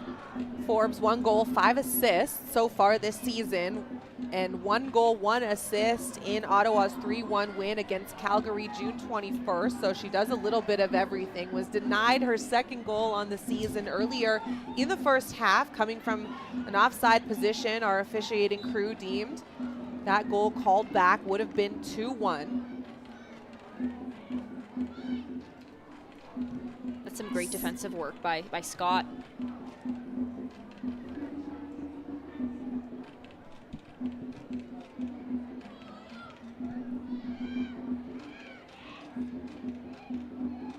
Pridham lays it off into the 18, go Ottawa, and a nice job by Katembo to close down that time and space and not allow Forbes, I believe it was, to get a good look on goal. That's a perfect example of being able to shift players and manipulate your opponent. You saw Pridham get to that, and Toronto can say whatever they want, but Soto followed her all the way to that flank where she's able to play that little slip ball through to Forbes, and that leaves a gap in the middle of the park for Toronto. So they are very aware of what she can do. And I think that's what needs to happen. You know, they need to be able to come off and just manipulate the opponent, whether she's on the ball or not, but move those Toronto defenders from their structure, from their position. The third yellow card issued this match, all to AFC Toronto. This time, head coach Marko Milanovic, it seems like, has gotten on the wrong side of Flores de Roche. We saw our official walk over and issue Coach Milanovic a booking. Okay.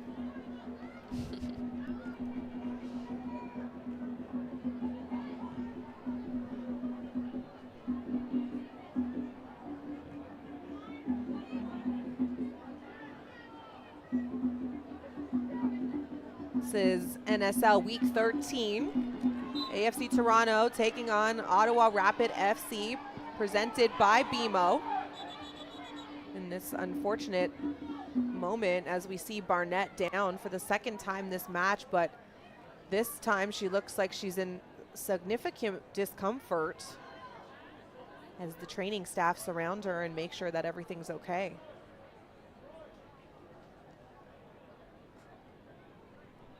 You take another look at it here.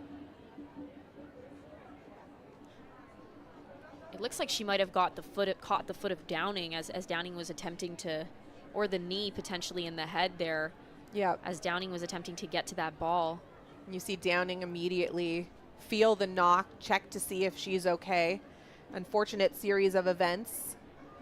Hopefully Barnett will be all right, but you never want to take any chances when it comes to hits to the head. She looks like she's okay as we see both teams hydrate. Get a little opportunity to talk to their technical staff. And, you know, just this Ottawa team, I mean, what can you really ask for except, hey, we need to have that touch in the final third, in the 18. They're buzzing around the box, but they haven't had that breakthrough. They need to be able to execute with intensity, and I think that's what's lacking a little bit. There are moments where we're seeing them do great things and there's combination play, but the lethal, clinical edge that's needed in that final third, in and around that 18, and the movement off the ball, it needs to be better. There needs to be more intensity. They need to want it more, and you know, we know that they want it, but I don't think we've seen enough of that attitude yet. Downing, the one who accidentally knocked into Barnett. No yellow card issued. It looks like Colby Barnett is ready to rejoin play, which is a fine sight to see. Downing happened to be the other goal scorer in that 4-0 win against Toronto back in early June.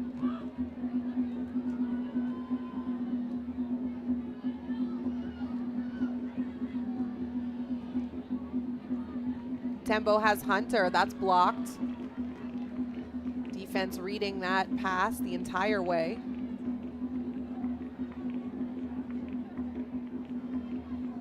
Small takes over. Hunter turns. Hounded by Harris, and it comes up Mina. Pressure from Toronto. It's a great turn to evade pressure by Harris. And she's somebody that, you know, as a center back at times, you don't speak about them too often unless they're, you know, shutting down a 1v1 opportunity and whatnot. But she's a big leader for this team in the back. Trouble as Downing laps Rollins on an opportunity to play it back. And we've seen this time and time again in this matchup, the lack of decisiveness, if you will, the lack of pace, or the balls back to the goalkeepers have not been clinical. There has to be better preciseness in the decision making as well as the execution of a pass. And I think that there has to be better communication overall. It's just not coming together in moments where it has to. That's too dangerous. You saw Downing come in at full pace there, and Stella Downing is a player that's proven that she can score, but also she brings so much energy and so much intensity that you know she's going to be on your back. You don't have that time and space to make those mistakes. So it has to be better.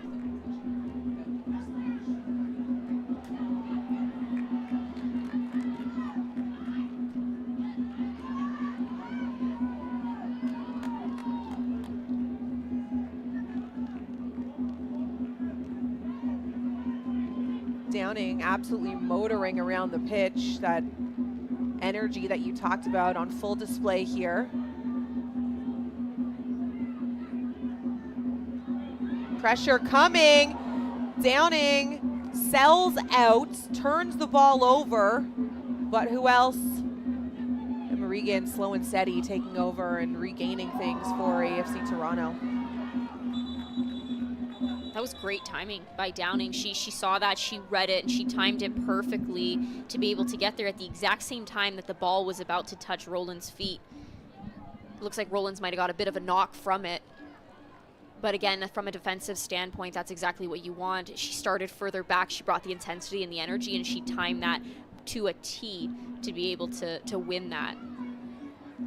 A bit of an awkward collision to your point, Jess. Just the height difference already between Downing and Rollins, and then Downing, coming in at a low angle. So once again, the training staff will come out and just make sure everything's copacetic. It's Pickett checking in, but also getting some water. Not wanting to wait in line at the sideline.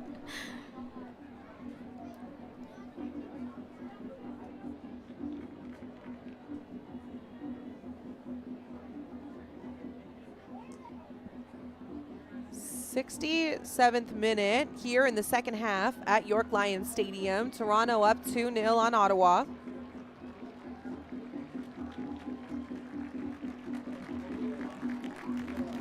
Nikki Small, Emma Regan, Marko Milanovic, all on yellow cards for AFC Toronto.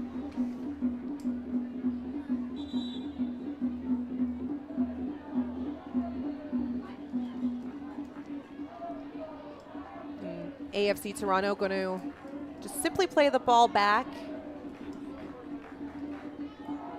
And they're going to regain possession.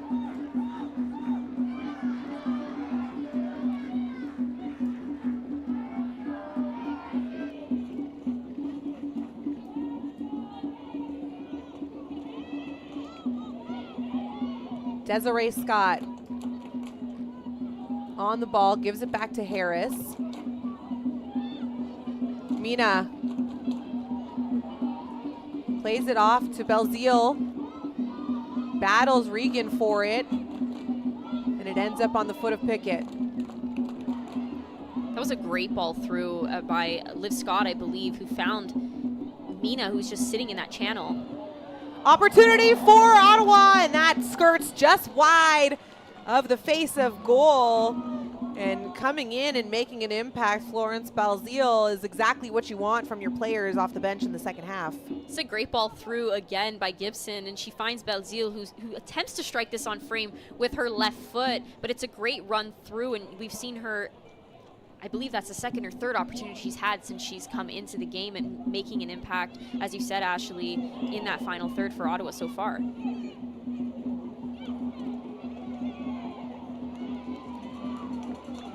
Scott doing her darndest to win that ball back, and that buy-in and going that extra mile that you talked about, Jess, on full display from the Canadian Olympian. We'd expect nothing less, winning the ball back and possession for Ottawa.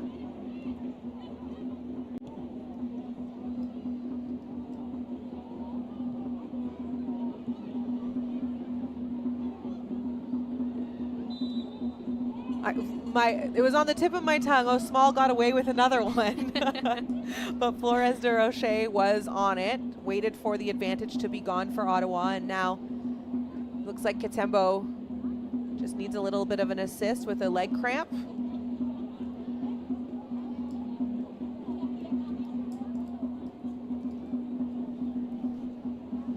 You know, we talk about a lot of players that add the slow and steadiness, and we just had a look at Jaleesa Harris. We talked about her a little bit. She's played every minute of Ottawa's games available. This is her 10th game, 10th start, full 90s the entire time. Rely on her so heavily.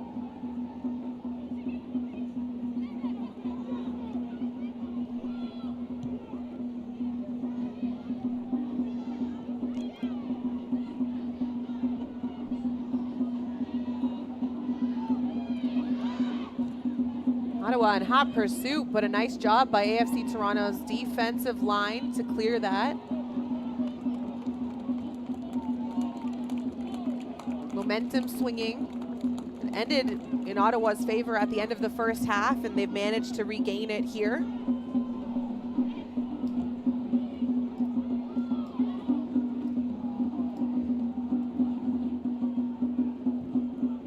You're seeing them apply a bit of that higher pressure, Pridham continuing to chase. Mina stepping up as well to apply that support for her pressure.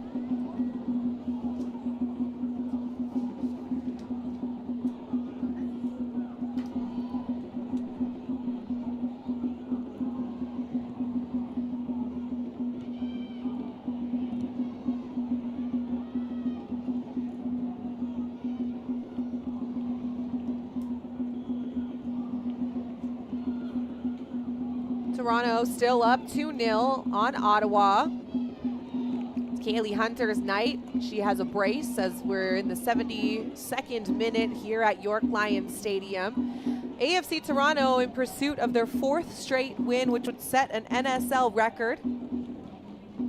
They've won 3 in a row, as did the Montreal Roses to start the season, but no one's hit the 4-win-in-a-row mark just yet, and Toronto looking to add to that lead. Haley Hunter with the ball at her feet, lays it off to Small.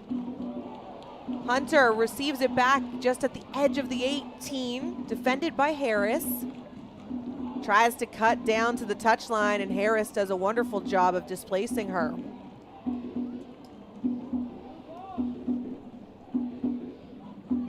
Spoke about it being Kaylee Hunter's night, and I think, you know, in the second half we haven't seen her be as dangerous and as lethal for Toronto, and that you know, that's hats off to this Ottawa team, and they're doing a good job at keeping that possession and attempting to create opportunities, but that final pass is still lacking for them, and Toronto's doing a good job defensively at staying in that back 5 and really making it difficult for them to create anything dangerous or get a shot on frame.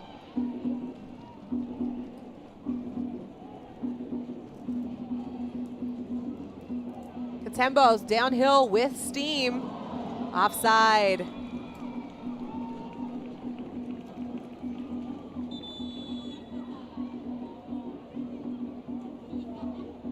We're going to have a set of substitutions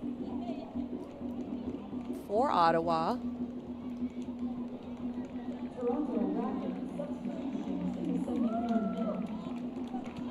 Stella Downing. Her evening is over, as is Mina. Coming in for Mina, Julia Benatti will take the pitch, and Joanne Friedland will also join this comeback attempt for Ottawa. Both of these players have the ability to change the attack for Ottawa. I think that they both bring a bit of flair to the attack. They're both very good with their feet, and they both bring energy as well. Julia Benatti is, you know, showed her ability to score, but also her movement off the ball in the middle of the park there to find the channels and to be able to create combination play has proven to be lethal for this Ottawa side when she gets minutes. And Friedland, we haven't seen too much of her, I would say, in that wide position. We've seen her play a bit of fullback at moments, but in that wide role as a winger, she showcased her ability to go 1v1 and a bit of that craftiness. So that would definitely be helpful right now, and the fresh legs will absolutely help.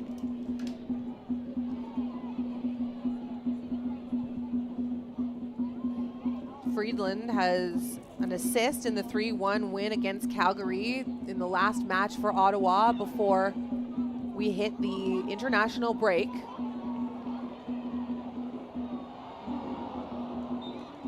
A nice run by Katebo. It ended up being in vain. Couldn't get on the end of the ball, but that individual effort noted nonetheless. And now we have our first substitution of the evening for Toronto. Victoria Pickett will head off, and it will be Chloe Uddenberg who's making her return to the fold, taking Pickett's place. Uddenberg started the first 2 matches, played the full 90, and hasn't seen game time since.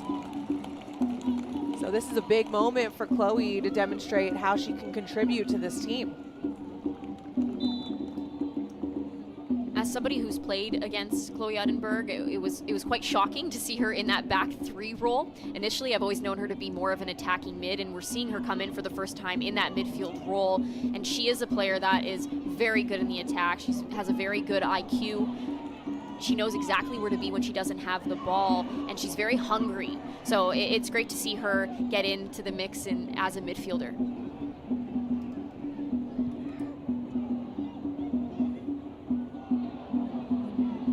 Slip and fall, and Uddenberg takes over her first touches of the match.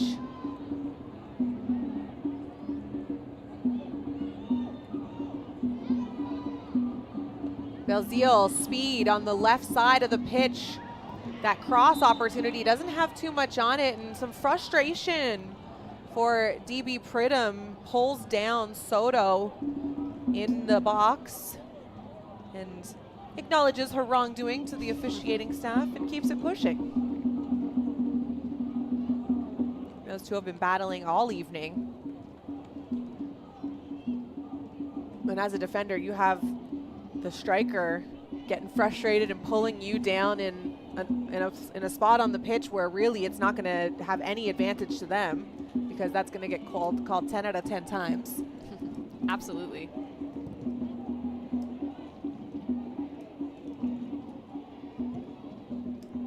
But there's an advantage. There's an advantage to being the one frustrating the striker. 1,000%. You know, as the striker that's been frustrated. I was going to say, you just went back to something else. You had I did. It just that's it brought so Raven me back. moment. Can Ottawa take advantage of the slip here from AFC Toronto? Belzile taps it back, an errant pass, not as clinical as they would have liked, and Toronto able to take over. But you see on the far side of your screen, we have an AFC Toronto player who's down.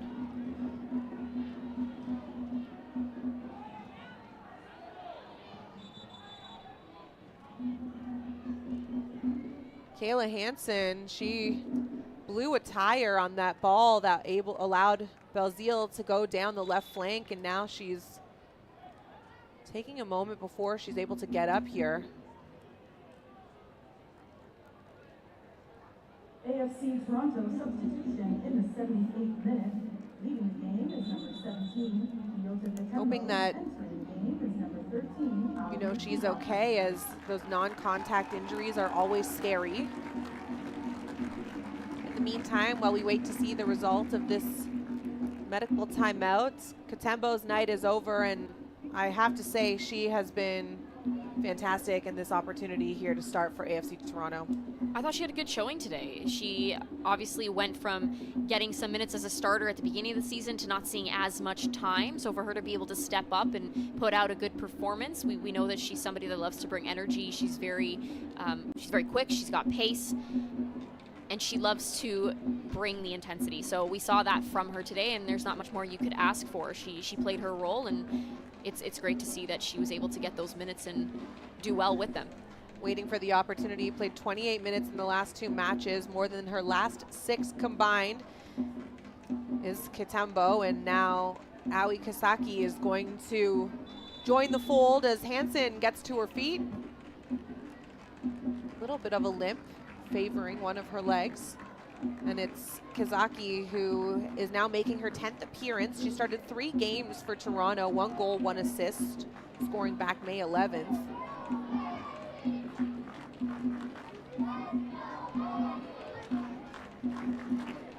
And it looks like Hansen's good to go, which we love to see. She'll wait for her opportunity to rejoin. I've trained with Kayla Hansen way back, and I've played against her in college, and she is not someone that is staying down unless she absolutely cannot get up. She's definitely a fighter, so I'm not shocked to see her, you know, get up and be able to fight through this specifically for these last 10 minutes. You want to finish it out. Your team's getting that 4th win in a row, right? That's your mentality at this point. Got to see it through. Got to. As you mentioned, about 10 minutes remaining, plus stoppage time. Toronto, a pretty strong hold on this match, 2-0 against Ottawa. Ottawa has had opportunities. They've been sniffing around the 18. They've had a hard time and been hard pressed to hit a ball on target and then have that finesse that you need to get past that final line of defense. And kudos to AFC Toronto for making things difficult for them, at least being there to apply pressure in those pivotal moments. Yeah, we're used to seeing a variety from Ottawa in the attack, but also the clinical edge that's needed from them, and they're very clean inside that 18-yard box in finishing. And it's not just from Pridham. We've seen it from multiple people. We've seen it from Forbes. We've seen it from Golan, her first goal in the last matchup. But there's so many players that are capable of hitting the back of the net. But that last pass today has really been letting them down. You're seeing the frustration from Pridham here again. It's just not quite coming together for them. Offside called on Ottawa once again. Soto to take over.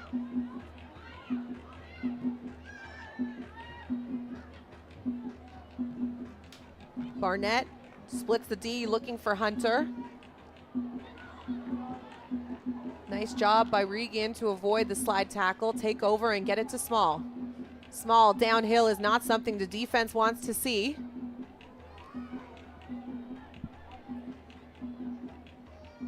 Her and Kazaki do a nice job winning the ball back. Now Small in the 18, opportunity with her left, flicked on. Ooh, and it's Chloe Utterberg. And that would have been a nice re-emergence into the fold had she able to get that past Erickson. I was just going to say that would have been quite a return. But you see here that the double teaming that's going on with Kazaki, as well as Small, and Small regains that and is able to go 1v1. She attempts to get that shot off, but she needs multiple people to be able to shut her down. And Uttenberg getting forward and getting numbers in the box for Toronto to get a rebound. And that's exactly what she did. She was able to collect that and get a shot off. Little assist from Ellen Gibson. That ball deflected off her foot. That gave it some air and allowed for Erickson to have a clean look at it. Third substitution for Ottawa. Suzanne Holland. Her night will be over. And it's going to be from Chicago, Illinois, who gets an opportunity here. She's played out of Texas A&M, and Wilkinson, her first NSL action of the season. And certainly looking to enter this game with a bang. Calling for the ball at the top of the 18 is Wilkinson.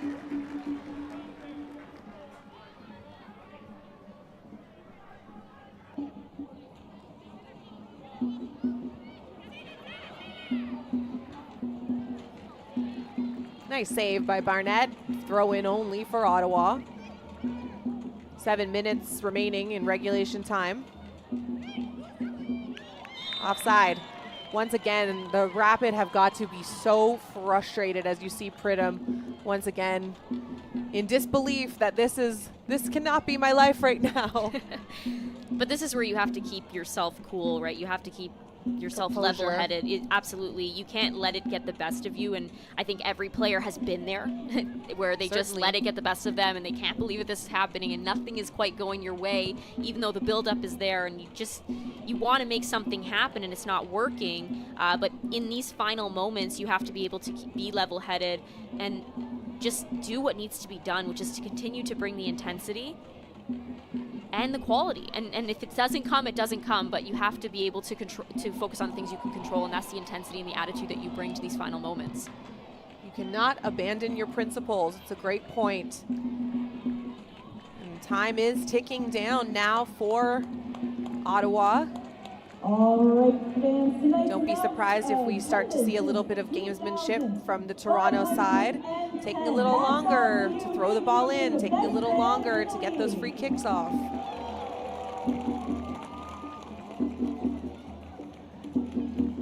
Manor once again easily collecting that cross opportunity, came right to her.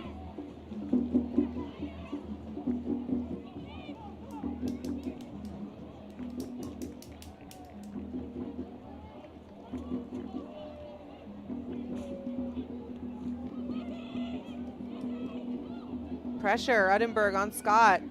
She'll flick that back to Erickson, who will move it over to Harris.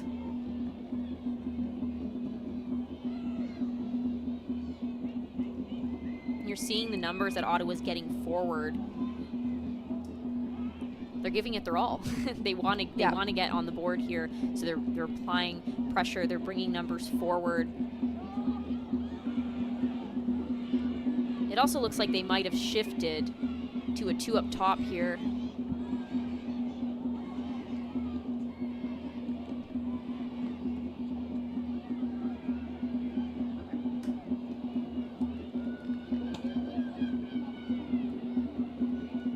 Can Ottawa cut the lead?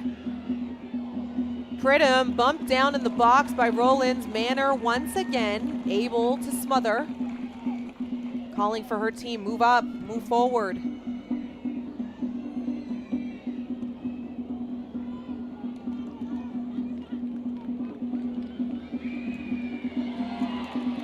Uddenberg well in on Belzile and gets the applause of encouragement from Marko Milanovic.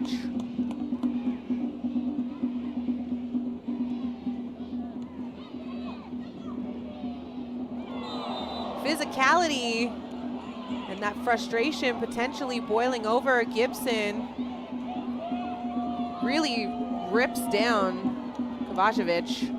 No yellow card, and we press on. Forbes. Across the face of goal, trying to pick out Friedland. Can't get on the end of it, and Manor will have a goal kick.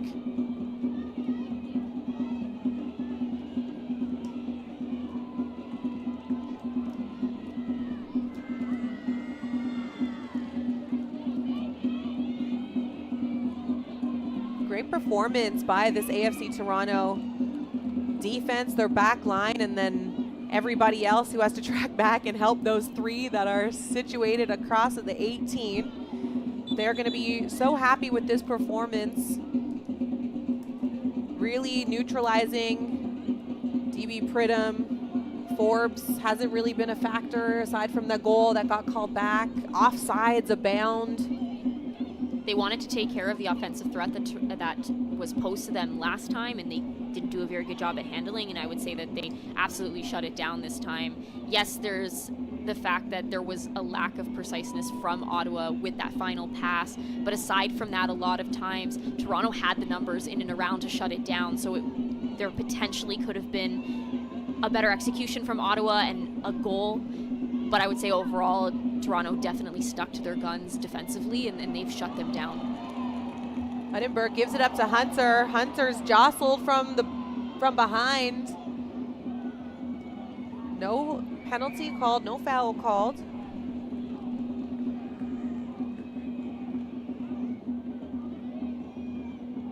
Now Ottawa has got to go. 2 minutes remaining plus stoppage time. Down 2.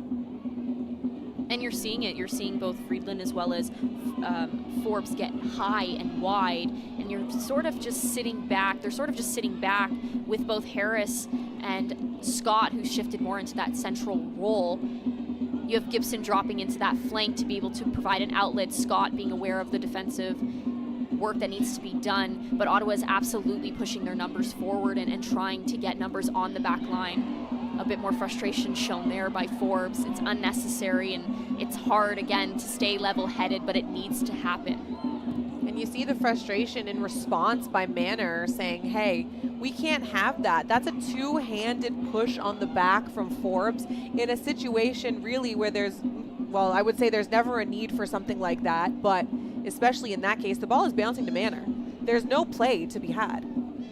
Yeah, and that's where the frustration's coming from, right? As a forward player, you want to be able to get something off of that, and it's frustrating when it's just a player standing in front of you and shielding the ball, and it's the clock is winding down, and there's nothing you can do. So I understand where the frustration's from, but it's not necessary to actually follow through with your inner thoughts sometimes. Said the quiet part out loud. Oh no, their intrusive thoughts came through. Hearing we're going to have about 7 minutes of stoppage time here, so that's a second life breathed into the Rapid if they're able to gather themselves. But Hunter here, a great play to capture that ball, sends it across to Kasaki, blocked by Harris. That really went down in slow motion. Edinburgh, the strike is good! And welcome back, Chloe Edinburgh. Getting that past Eriksson and adding some insurance, putting this well out of reach for Ottawa at the end of regulation time. You love to see it. You love to see this on a return. I know we just spoke about it. We haven't seen too much of her past those first couple games. But this all starts here. It's some great combination play. Kovacevic with a nice little ball through, and Edinburgh timing her run perfectly, and then she delivers. She's able to strike that into the back of the net, and there's Emma Regan's quality as well. She turns, she spins, she finds Kovacevic. It all happened very quick, and Ottawa was broken down once again, but great finish by Edinburgh. That's got to feel good. I got to say, you've been waiting and biding your time to try and get back in the fold, and off a one-touch strike, sneaking in behind the defense, knowing you don't have a ton of time. Getting that past Eriksson, making it 3-0 here for AFC Toronto, certainly solidifying things here at York Lions Stadium. That's what I'm typically used to seeing from Chloe Edinburgh. She comes alive in the attacking third, so to see her get back out there, be in her actual position, or the position she's been playing for, I would say, majority of her career, and then have her capitalize on an opportunity to get that third goal for Toronto is definitely a moment she's going to love. Certainly a home game for Edinburgh, the Richmond Hill native. OUA MVP, U Sports All-Canadian. So high expectations of her and from herself, I'm sure. 5 minutes remaining in this match. Stoppage time ticks away. Rapid not going anywhere. But the level of urgency that's going to be needed now is going to be having Ottawa running around in a panic. Forbes, cross. Soto stops it in its tracks. That ball had eyes for Pridham.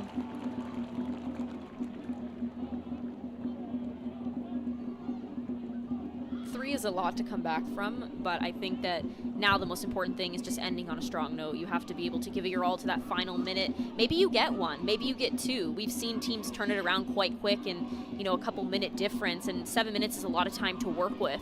So it's just a matter of them coming out and bringing that mentality and not allowing your demons to really get in your head and bring you down here, because we have seen the frustration get the best of Ottawa, I would say, specifically in this second half as we've seen time wind down. Don't add a yellow card to your counts. Don't add a booking. It's not worth it. Making sure that you're just making the smart choices. As you see, an ovation here for Kaylee Hunter.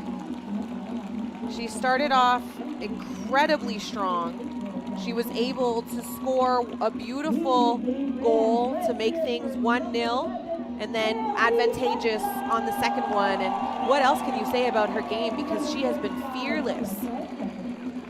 She's exactly what you want in a forward, and I think the fact that she is so young and she's contributed so much to this team already, in both her ability to score, but also her her IQ and playing those slip balls through, and her and Okoronkwo have created a really fun partnership to watch and a very difficult one to play against. So I think that Kaylee Hunter is a star in the making, and we're already seeing her shine bright, but the fact that she is only 17 years old, honestly, watch out, because who knows what she's capable of as she continues to grow and get that experience.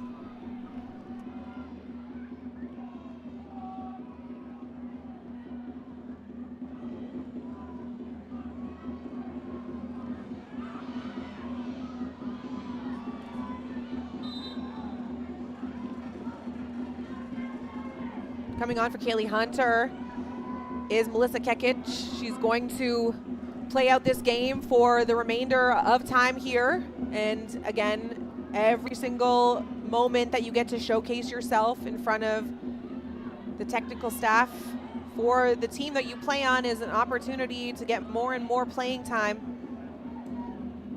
in future matches. And, you know, Toronto has not been scared to bring up these youth developmental players to give these young women an opportunity. Kaylee Hunter, case in point in that, and that has paid off big time. If you're good enough, you're old enough, and I've heard people say that so many times, and at times it stands true.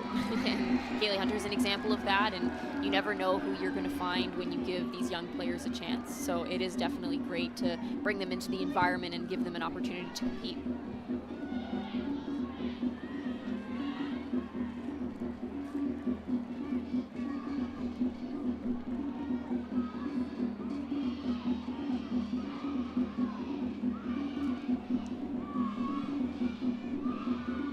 About a minute here remaining. You can hear the crowd still continuing to be behind this hometown team in AFC Toronto at York Lions Stadium. A convincing victory for the home side. Trying to get back in this Battle of Ontario and done a great job here turning the tides. Nothing quite as rewarding as coming back from a 4-0 loss and then handing it to your opponent 3-0 the next time you see him.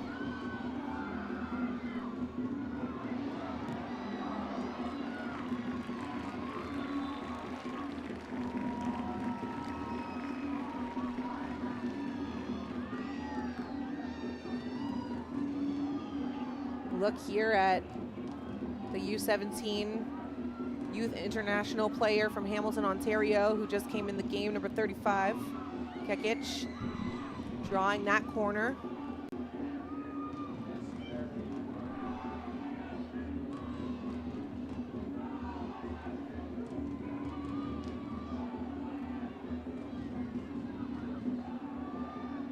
Nikki Small going to hold this in the corner just to waste down that clock.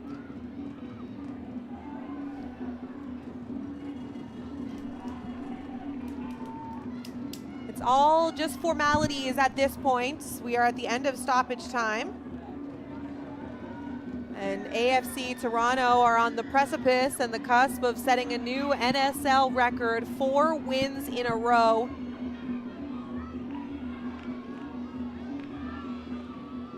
With what is at this point a 3-0 win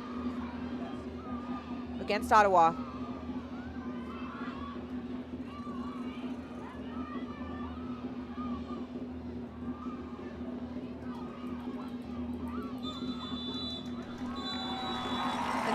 All she wrote. AFC Toronto spring back from their international break and are able to continue their winning ways. Consistency, Jess, has been so hard to find in this league night in and night out. You never know who is going to have the upper hand on any given day.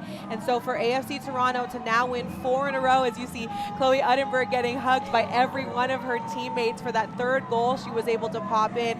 What AFC Toronto is doing right now is a great thing for this franchise to see.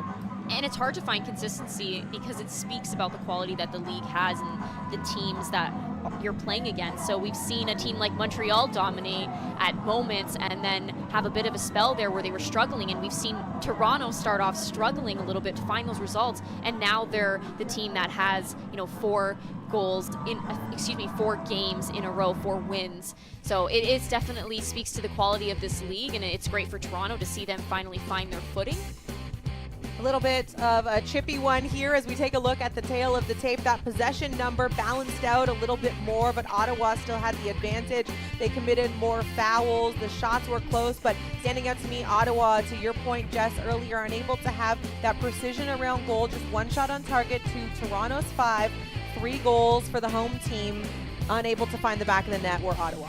A lot of that second half was in Ottawa's favor, I would say, to be honest with you. But yeah, as you said, there was no preciseness in and around goal. Now here we go with the NSL standings. 22 points for AFC Toronto. Montreal are in action on the 12th. Ottawa are in 3rd. Vancouver, Calgary, and Halifax still trying to find their footing. They sit at the bottom of the table with 7 points. And again, we knew this was going to be an offensive battle, an explosion. We didn't know where it would come from, whether it was from the hometown side or D.V. Pridham would be able to regain her form. And she still, though, stands at the top of the table. 9 goals now in 10 games. But look out, Kaylee Hunter coming with a brace tonight. She has 6 so far on the season. Any final thoughts on this match just before we get out of here? Because it's all high spirits here as you see Hunter and Barnett Small dancing after they're able to pull this one off. I think this is a well-deserved win from Toronto. They were definitely the better side. They found the preciseness that we spoke about that Ottawa was lacking in that final third, and defensively they did what needed to be done. 3-0, the final result at York Lions Stadium. AFC Toronto, an NSL record, 4 wins in a row. They come back flying from the international break and are able to take down Ottawa Rapid FC here tonight. Thank you so much for joining us. For myself and Jess Lisi and our whole production team, have a wonderful evening.